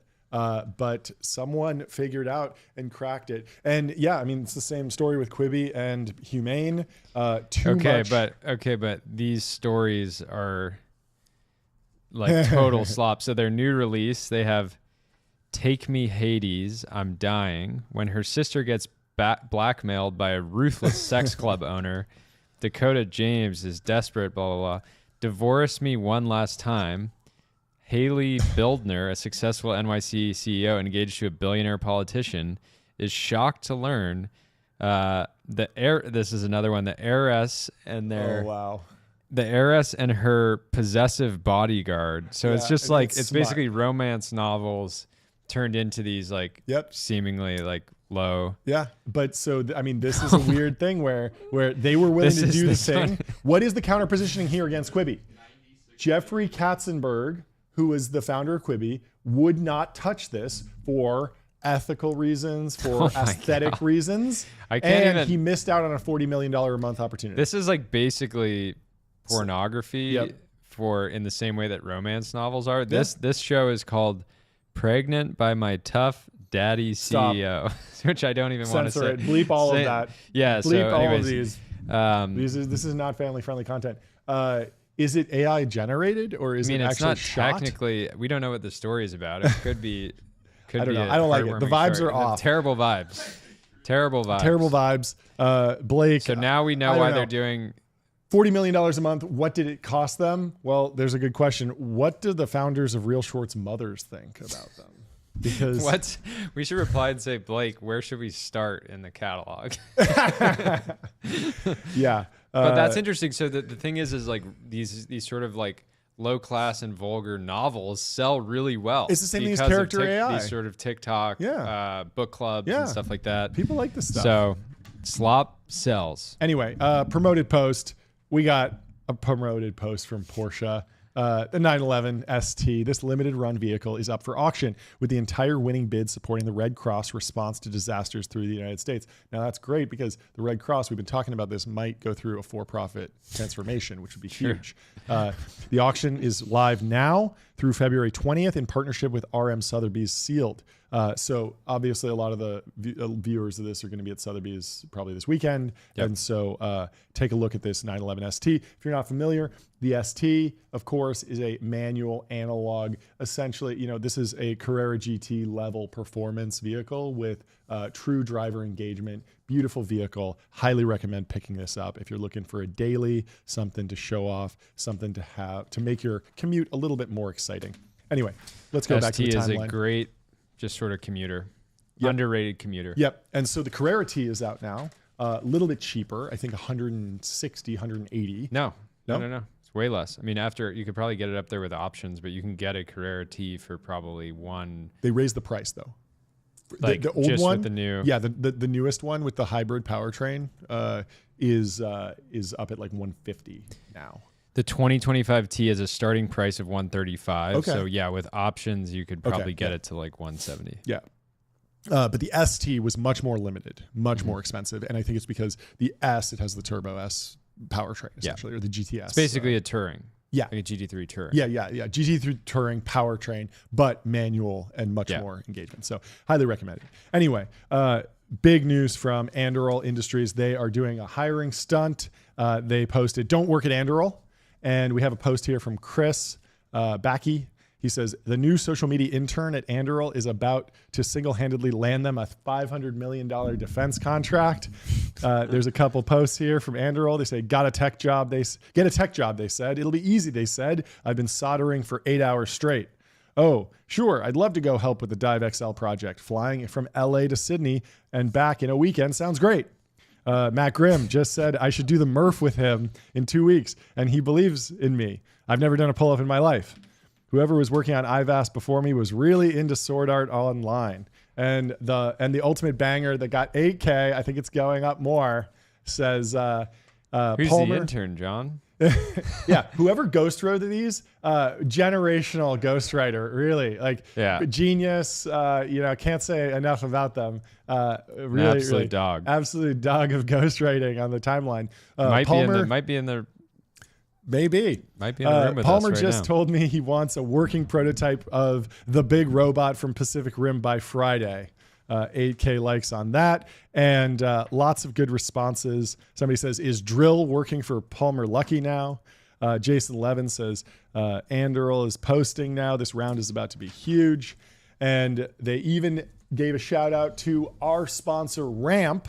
They say, hey, Ramp, why does my corporate card have unlimited spending on American muscle car rentals? I like that one. I had fun with that. And Ramp quote tweets it and says, looking into this for personal reasons. And of course, the Ramp army comes out. Juwan says, I think we should change it to unlimited muscle car purchase.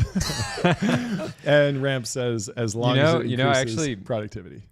Heard a good story. Yeah. So I have a family friend who operated a massive HVAC company in New York for decades, and he's told me just some crazy stories from that. Because imagine you're working basically on the buildings and office and retail space of like all the most powerful firms in the world, and so.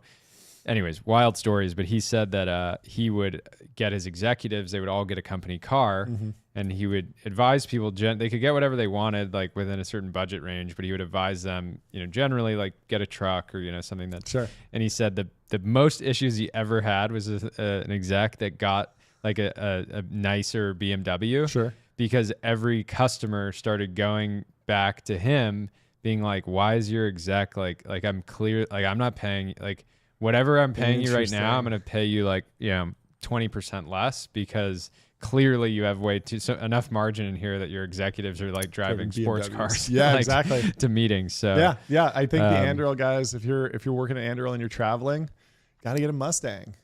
Show up in the GT350R, the GT500, the Dark Horse maybe. Yeah. Who knows? What else would be there? Maybe Camaro. Maybe something with a Hellcat. The new Corvette. Yeah, ZR1. The new ZR1. If you a ZR1, people are not going to be like, "This is a muscle car." This guy, they're going to ask you to renegotiate the contract at that point. But maybe something with a Hellcat in there. A Demon, Dodge Demon pulls up. Yeah. 0 to 60 in 1.7 or something off the factory line. Totally. You love a track ready American-made factory muscle car. But very cool. Love to see Anduril doing some fun posting. They posted a video, which I think we can pull up, Ben. Is that right? Yeah. Do you have that? Let's throw that on the stream and break it down. Jordy, what do you think about Anduril's recruiting video titled "Don't Work at Anduril," highlighting all the drawbacks of going to work at a defense tech company? Is that from an icon? We'll watch. Yeah, let's watch. I've been at Anduril for, 3 months now? It's not the typical tech job I was expecting.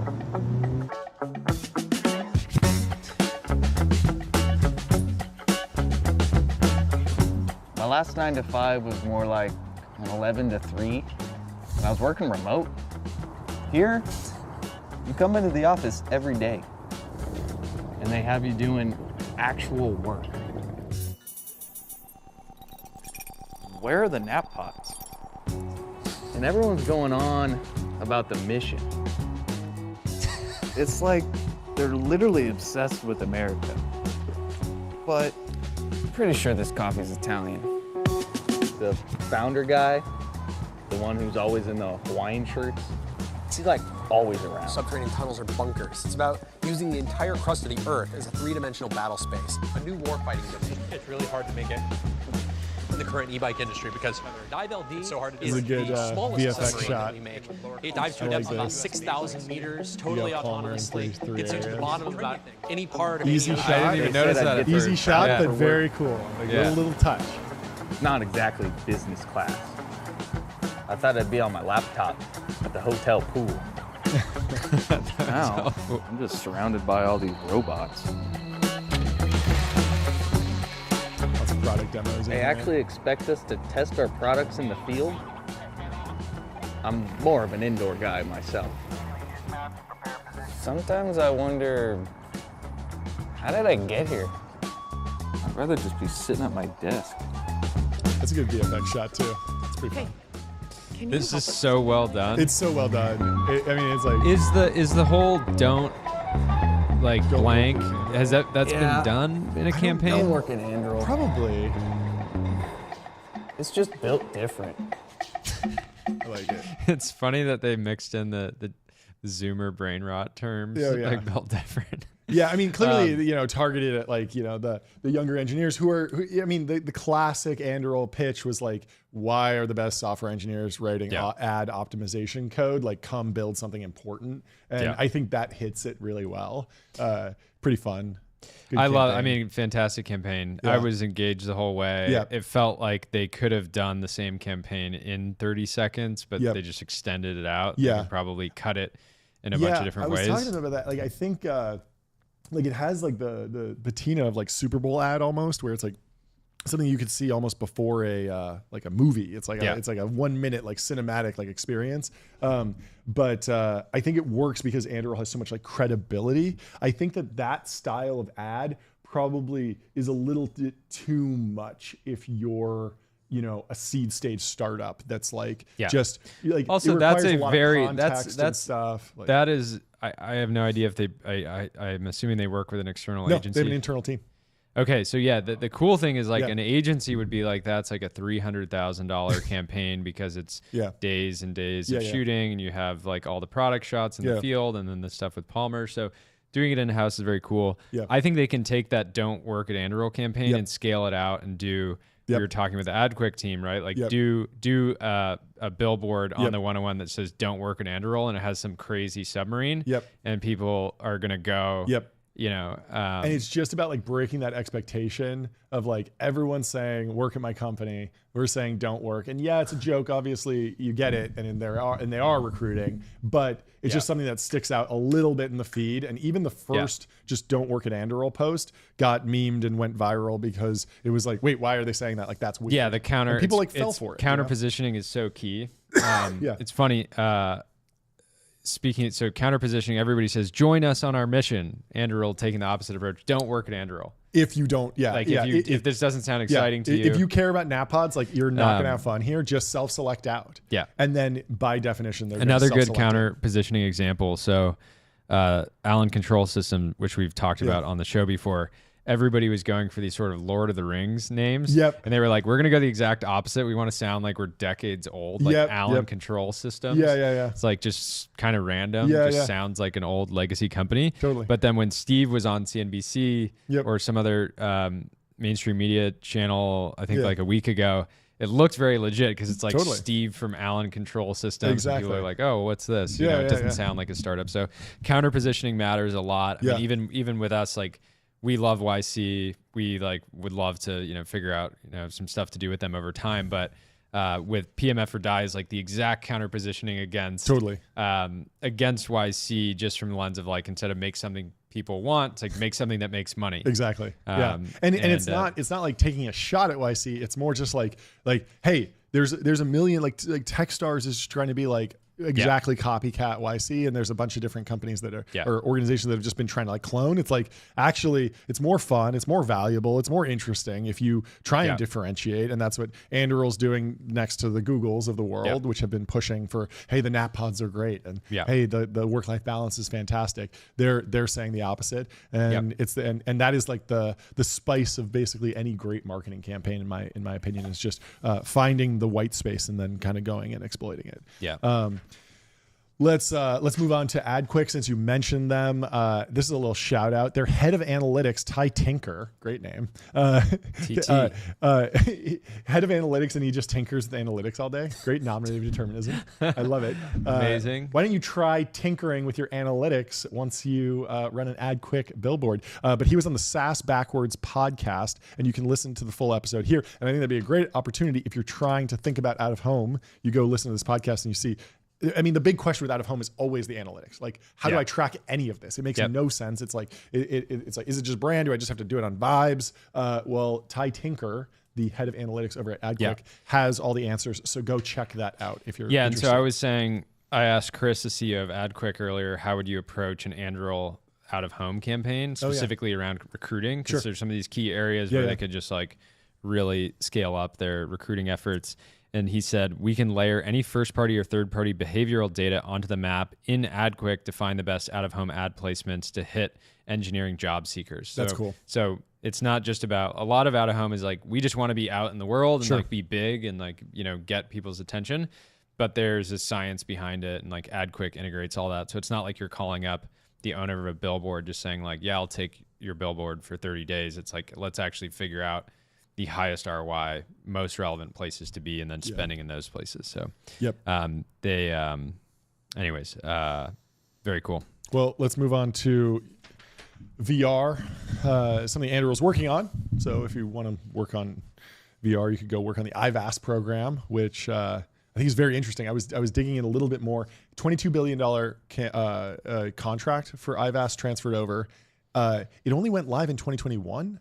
So I think that there might be like $10 billion left on that contract, but then also it might get rebid and other people might bid for it. But at the same time, it's like, who else would you give it to? The dollar amount wasn't released from what I saw in terms of what's Anduril left. Was actually capturing. Exactly. But Anduril's pitch would have been, even if they were bidding for it cold, we're going to be able to do this for a quarter of the cost. Exactly. And so that means that, hey, if Microsoft was going to make $10 billion, but it was going to cost them $9 billion to deliver that and capture that ACV, then all of a sudden they're like, hey, this contract only has $1 billion of value to us. We will sell it to you. And I have no idea if they paid anything or what they paid, but these contracts can change hands. So it'll be interesting to see how that plays out. But I can't imagine a better place just from, I mean, obviously I'm like not objective at all here, but just try to be objective. Like you're doing VR for defense.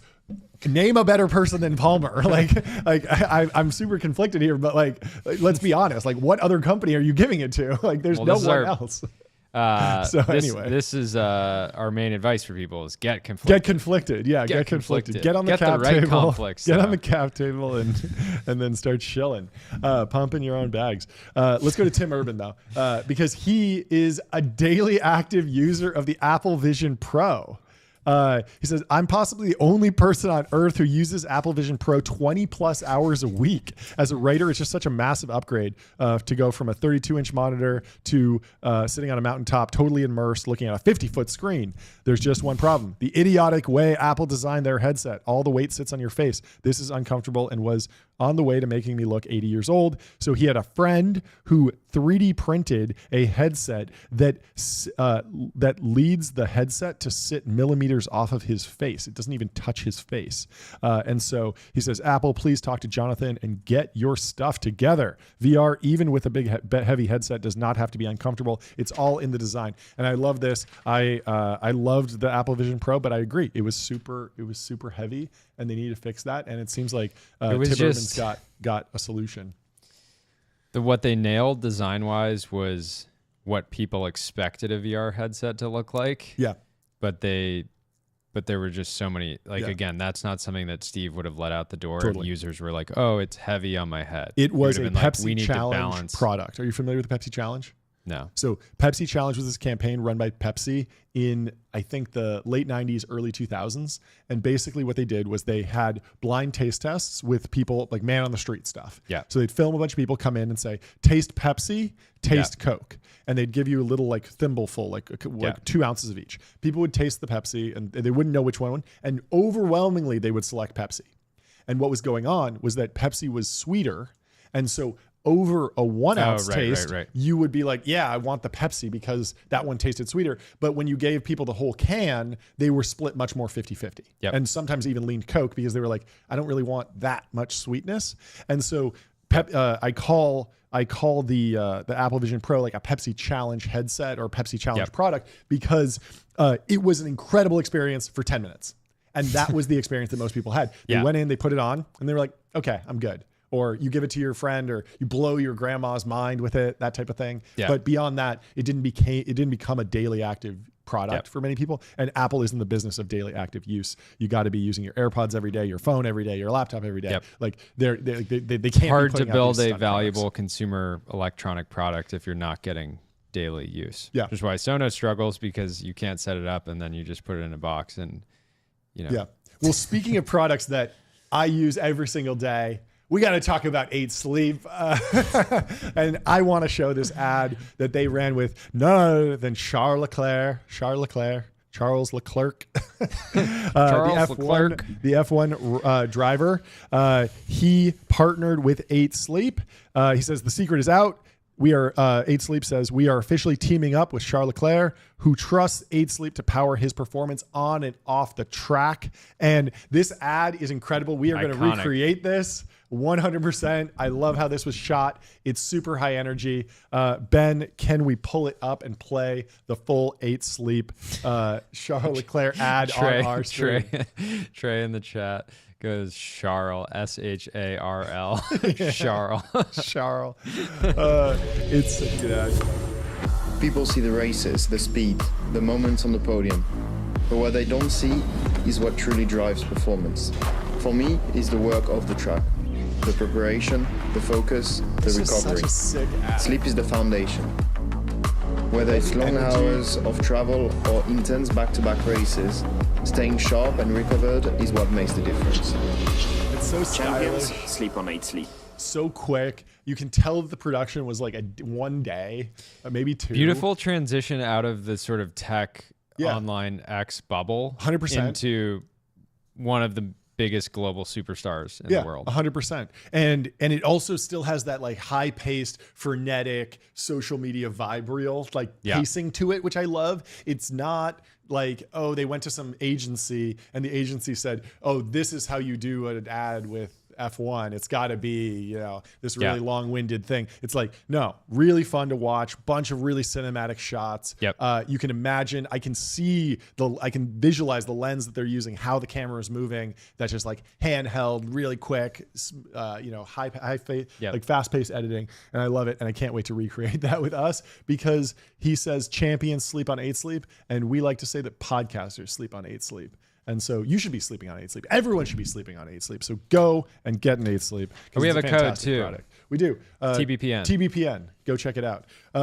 We got some hiring news from none other than Josh Ephraim. He says, today I'm joining Cooley LLP as special counsel in San Francisco to support and advise founders that are forging a new tech frontier. Building on the frontier is hard. Think sectors like crypto, AI, hard tech, biotech. This is in part because the legal landscape can be complex and dynamic, making it hard to navigate. He was at Paradigm before, an absolute dog. He saw many founders struggle to find the right team of lawyers to help them navigate the challenges their businesses face. Working with crypto founders and investors on these challenges has made me uniquely equipped to help others navigate legal complexity. Yeah, I mean, crypto deals are next level in terms of legal complexity. It is not just the simple safe note and some Stripe Atlas stuff most of the time. And so Cooley is the leading law firm supporting companies in crypto, AI, biotech, and hard tech. This involves a full suite of experts in areas like securities and commodities, regulation, governance, finance, hard and soft intellectual property, money transmission, and commercial transactions, just to name a few. It's a privilege to have the opportunity to join my good friend and former Paradigm colleague, Rodrigo Sierra. The team at Cooley works seamlessly together to support founders on the frontier of crypto and beyond, and I'm ready to get to work. I wouldn't have seen this opportunity or been equipped to address it without the support of the team at Paradigm. The team at Paradigm has set the standard of how to build on the frontier of crypto, and their leadership on the legal and policy front is the best in crypto. So congrats to Josh. Good luck on your new career as special counsel at Cooley. And hey, if you're looking for a startup lawyer, this guy knows how to post. So Not many. get him on the team. None of the startup lawyers I know are great posters. So But this love to one's- see it. This was Break it great. in. Full breakdown. He's on X. You can go reply to this post. You can go tweet at him and say, hey, we're DM looking to him. set up He's not going to be able to give you legal advice in the DMs, but you can sign an engagement letter, and I'm sure he'd be able to help you out then. Yeah, let's go to Vanta. Savraj Singh says, trust Vanta. Wow, thank you for this generous gift. This is a gift from your friends at Vanta, and it's a couple of Valentine's Day candies. Oh, yeah. It does look like drugs, but they are in the compliance business, so I imagine it's not drugs. Yeah. And people are kind of like, lol, that's so generous of them. And it's So kind of the smallest I think it's an gift. idea that it's the world's smallest gift, but it's kind of a cute idea to just be like what was the actual? I'm trying to remember. It's a Valentine's Day. A Valentine's Day thing. You give these little. What do like, you expect from your SOC 2 compliance? Yeah, you're platform? paying for compliance, not they're not going to take you to F1 on a box at F1 on. I mean, they probably will do that too. Yeah, maybe if you're a big client. But yeah, I mean, it's nice that and I think this is underrated. That hey, come up with something cute and fun and send it to every single customer you have. Especially if you have high LTV, every Vanta customer is probably making them thousands of dollars. So you can afford to send a couple bucks to every single person, send a package, send a t-shirt to every single one of your customers if you're in a B2B organization. Sure, if you're a consumer and your customer makes you $10, you can't send them very much free stuff. But better than just an email, better than a, I don't know, just like a discount code. I think it's interesting. Kind of, didn't go viral for the wrong reasons. Wasn't actually a fiasco for them. I think so it's just kind of fun. cute. It's cute. I like it. little gift. Yeah, and it's funny that they have this cute little llama as a mascot. And yeah, I like Vanta. I'm down. I'm into it. Speaking of other good vibes, Rahul, 0 interest rates, posted pictures of evenings at Julius, and he posts this at 10 p.m. And it's just guys being dudes hanging out in the office. I love it. And Rahul's really gone on to step back from posting and memeing and trolling and just wind up building a business. EV just focused on grinding. So we love to see that. Well, every time you post, Rahul, if it's PG, we'll cover it here. Absolutely. And you can always go back into the product manager archive and see some absolute bangers. Product His old manager. account. So here's the hack to find the top bangers. Yeah. You just go in a new tab in Chrome that you're not logged in, and just put x.com/their username. Won't work for him because he's locked. His old account. His old account is locked. Yeah. All right. Well, he's still got bangers on the new account. Truly archived. So. But some of the greatest posts of that era came from him. Yep. He was a fantastic poster, and still got it, but much more focused on business these days. But we love you, Rahul, and good luck on the next feature you're pushing, or the next hire you're making, or whatever you're doing next. Sayla _, who's been on the show before, says, how the F am I supposed to consistently down 200 grams of protein every single day without structuring my entire life around this? I put this in because I feel like you have really good advice for this. You're always having some little protein snack. We ate burritos right before this, as we typically do. Yep. I mean, the easiest way is to... Look, Blake, I have the PMF or Die stream up here. Blake is just housing what looks like raw milk. So that's one way. Just don't drink water and just drink raw milk instead.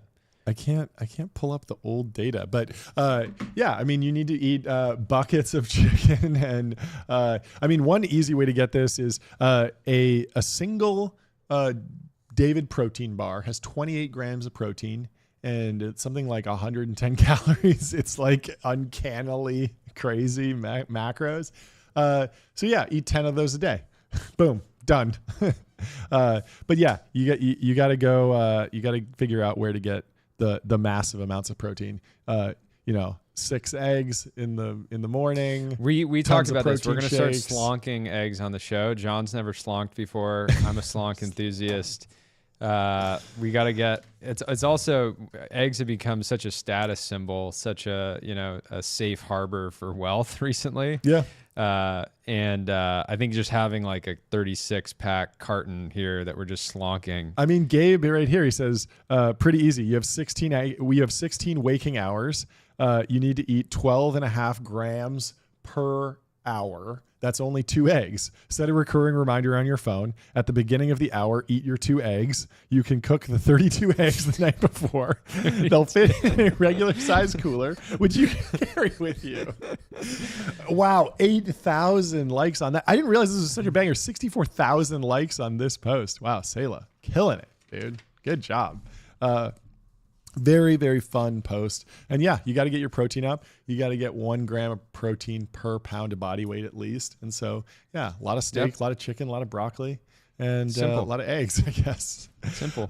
Let's stay with Sayla because there's another good post here. Some ideas for huge value add quote tweets in case anyone needs them. You want to read some of these? They're pretty funny. Yeah. So if you've ever had a post go really viral, you're basically going to get people that are quote tweeting it and adding their own little spin on it. So these are typically some ways that, if you're quote tweeting something, throw these in. Fascinating. Big if true. 100 emoji. Interesting. Wow. Rocket ship. Target. Worrying. Question mark exclamation point. Be sure to use these a lot. People will really appreciate the value you add.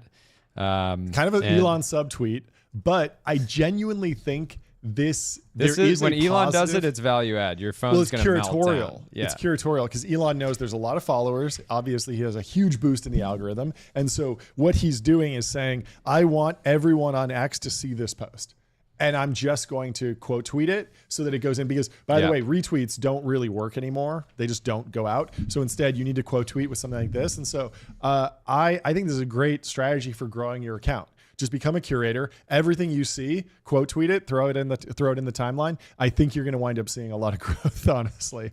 And that's just the meta. And you got to play the game on the field, unfortunately or fortunately. Don't complain it. Don't hate the player. Hate the game. or vice versa. What is it?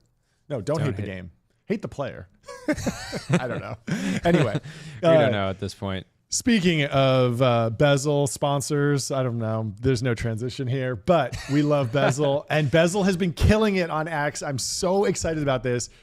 We've been talking to them. They're obviously a partner on TBPN, and we're very happy. I have a watch coming on Bezel. Jordy's watch he bought on Bezel, and we recommend everyone install the Bezel app and pick something up. And they do these amazing deep dives here on individual watches that are available for sale on Bezel. And this one today is about the discontinued Patek Philippe Nautilus. It could finance your house or at least a very, very nice vacation. Here's what makes it special. It's complicated. And to be clear, this is a $100,000 watch. Yep. So yeah, it's very it's a lot of money.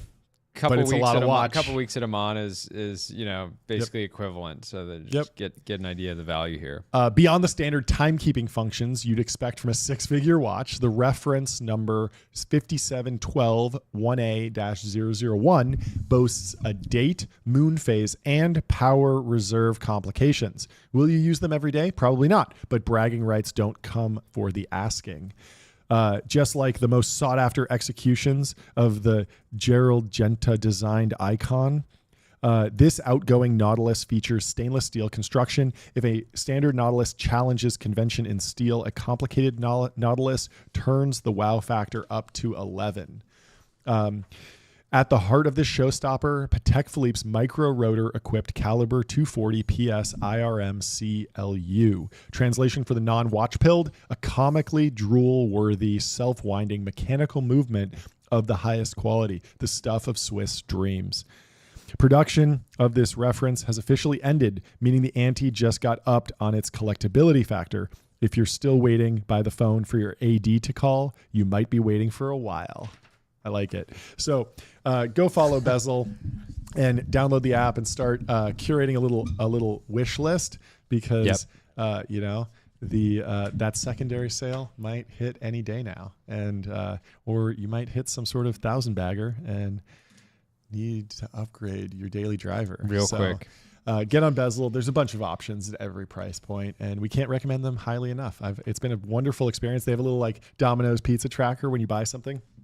Shows the person, mailed it into them for authentication, then they mail it to you. It's all very seamless. You can pay with wires. Which is so key, because normally if you're buying a watch, from some random dealer, you send all this money and then you're just like, fingers crossed, fingers crossed, it's coming. So yeah, so it actually goes into escrow properly, and you can even so they have auctions as well. Right, and those are extremely tempting because you see these watches and you're like, that's like half off. Of course. So by the way, Justin Mayers, former brother of the week, just messaged me and said, or messaged us and said, talking to a hoodied man at Bezel about buying $100,000 watch. Thanks for the intro. So he's talking with Ryan right now. So the good thing is, like, watches are considered purchase. You can go on Bezel, browse, buy stuff, but they actually will they'll talk to you, which we recommend, because it's like you're basically buying, potentially something that's priced, as a car. So having somebody you can talk to is great. And that's great. Anyway, so funny that I'm excited to hear live. what he winds up with. That's fantastic news. That's great news. And then let's do Joe Weisenthal, the stalwart over at Odd Lots podcast on Bloomberg. He says, imagining Twitter right before the asteroid hits. Have you been following this asteroid news at all? Yeah. So I mean, I'm going to go out on a limb is NASA's like, we are getting doged. It's coming. How do we protect ourselves against that? Every single day, just say there's a 1% greater chance. Eventually it's going to be like 99% chance. We need NASA to save us, fund them. So I think this is a survival tactic. I think it's too conveniently timed. And why are you 100% off week over week on the probability of something hitting in 2030? Right? They also just picked 2030 out of the hat. Is it 2030? I thought it was like 2025 or something. No, I think it's NASA. it's a little bit out. 2032. Yeah.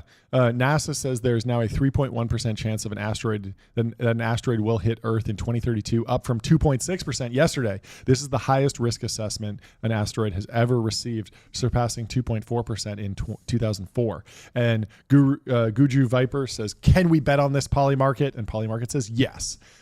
Of course. And Joe Weisenthal says, "Imagining Twitter right before the asteroid hits, a furious debate about whether prediction markets did a better job than the formal modelers and the degree to which the former could exist without the latter," of course referencing the election. And so I thought that was just a very, very funny post because, of course, people would be debating about that and betting on it right up until the end. But I think we're safe. NASA actually has, the bull case is that they've done asteroid deflection before.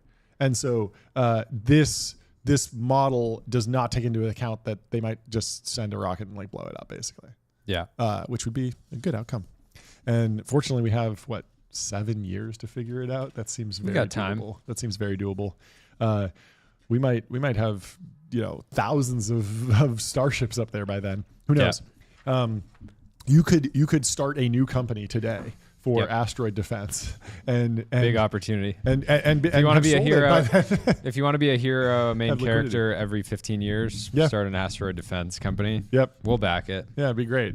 And so we got another post from Wander. Their designer has been on a tear, and this was interesting because I've never actually listed a property on Wander, but if you have a vacation home that you want to rent onto Wander to other people, their booking website is just the tip of the iceberg. They have a whole management platform, and the management platform is crazy.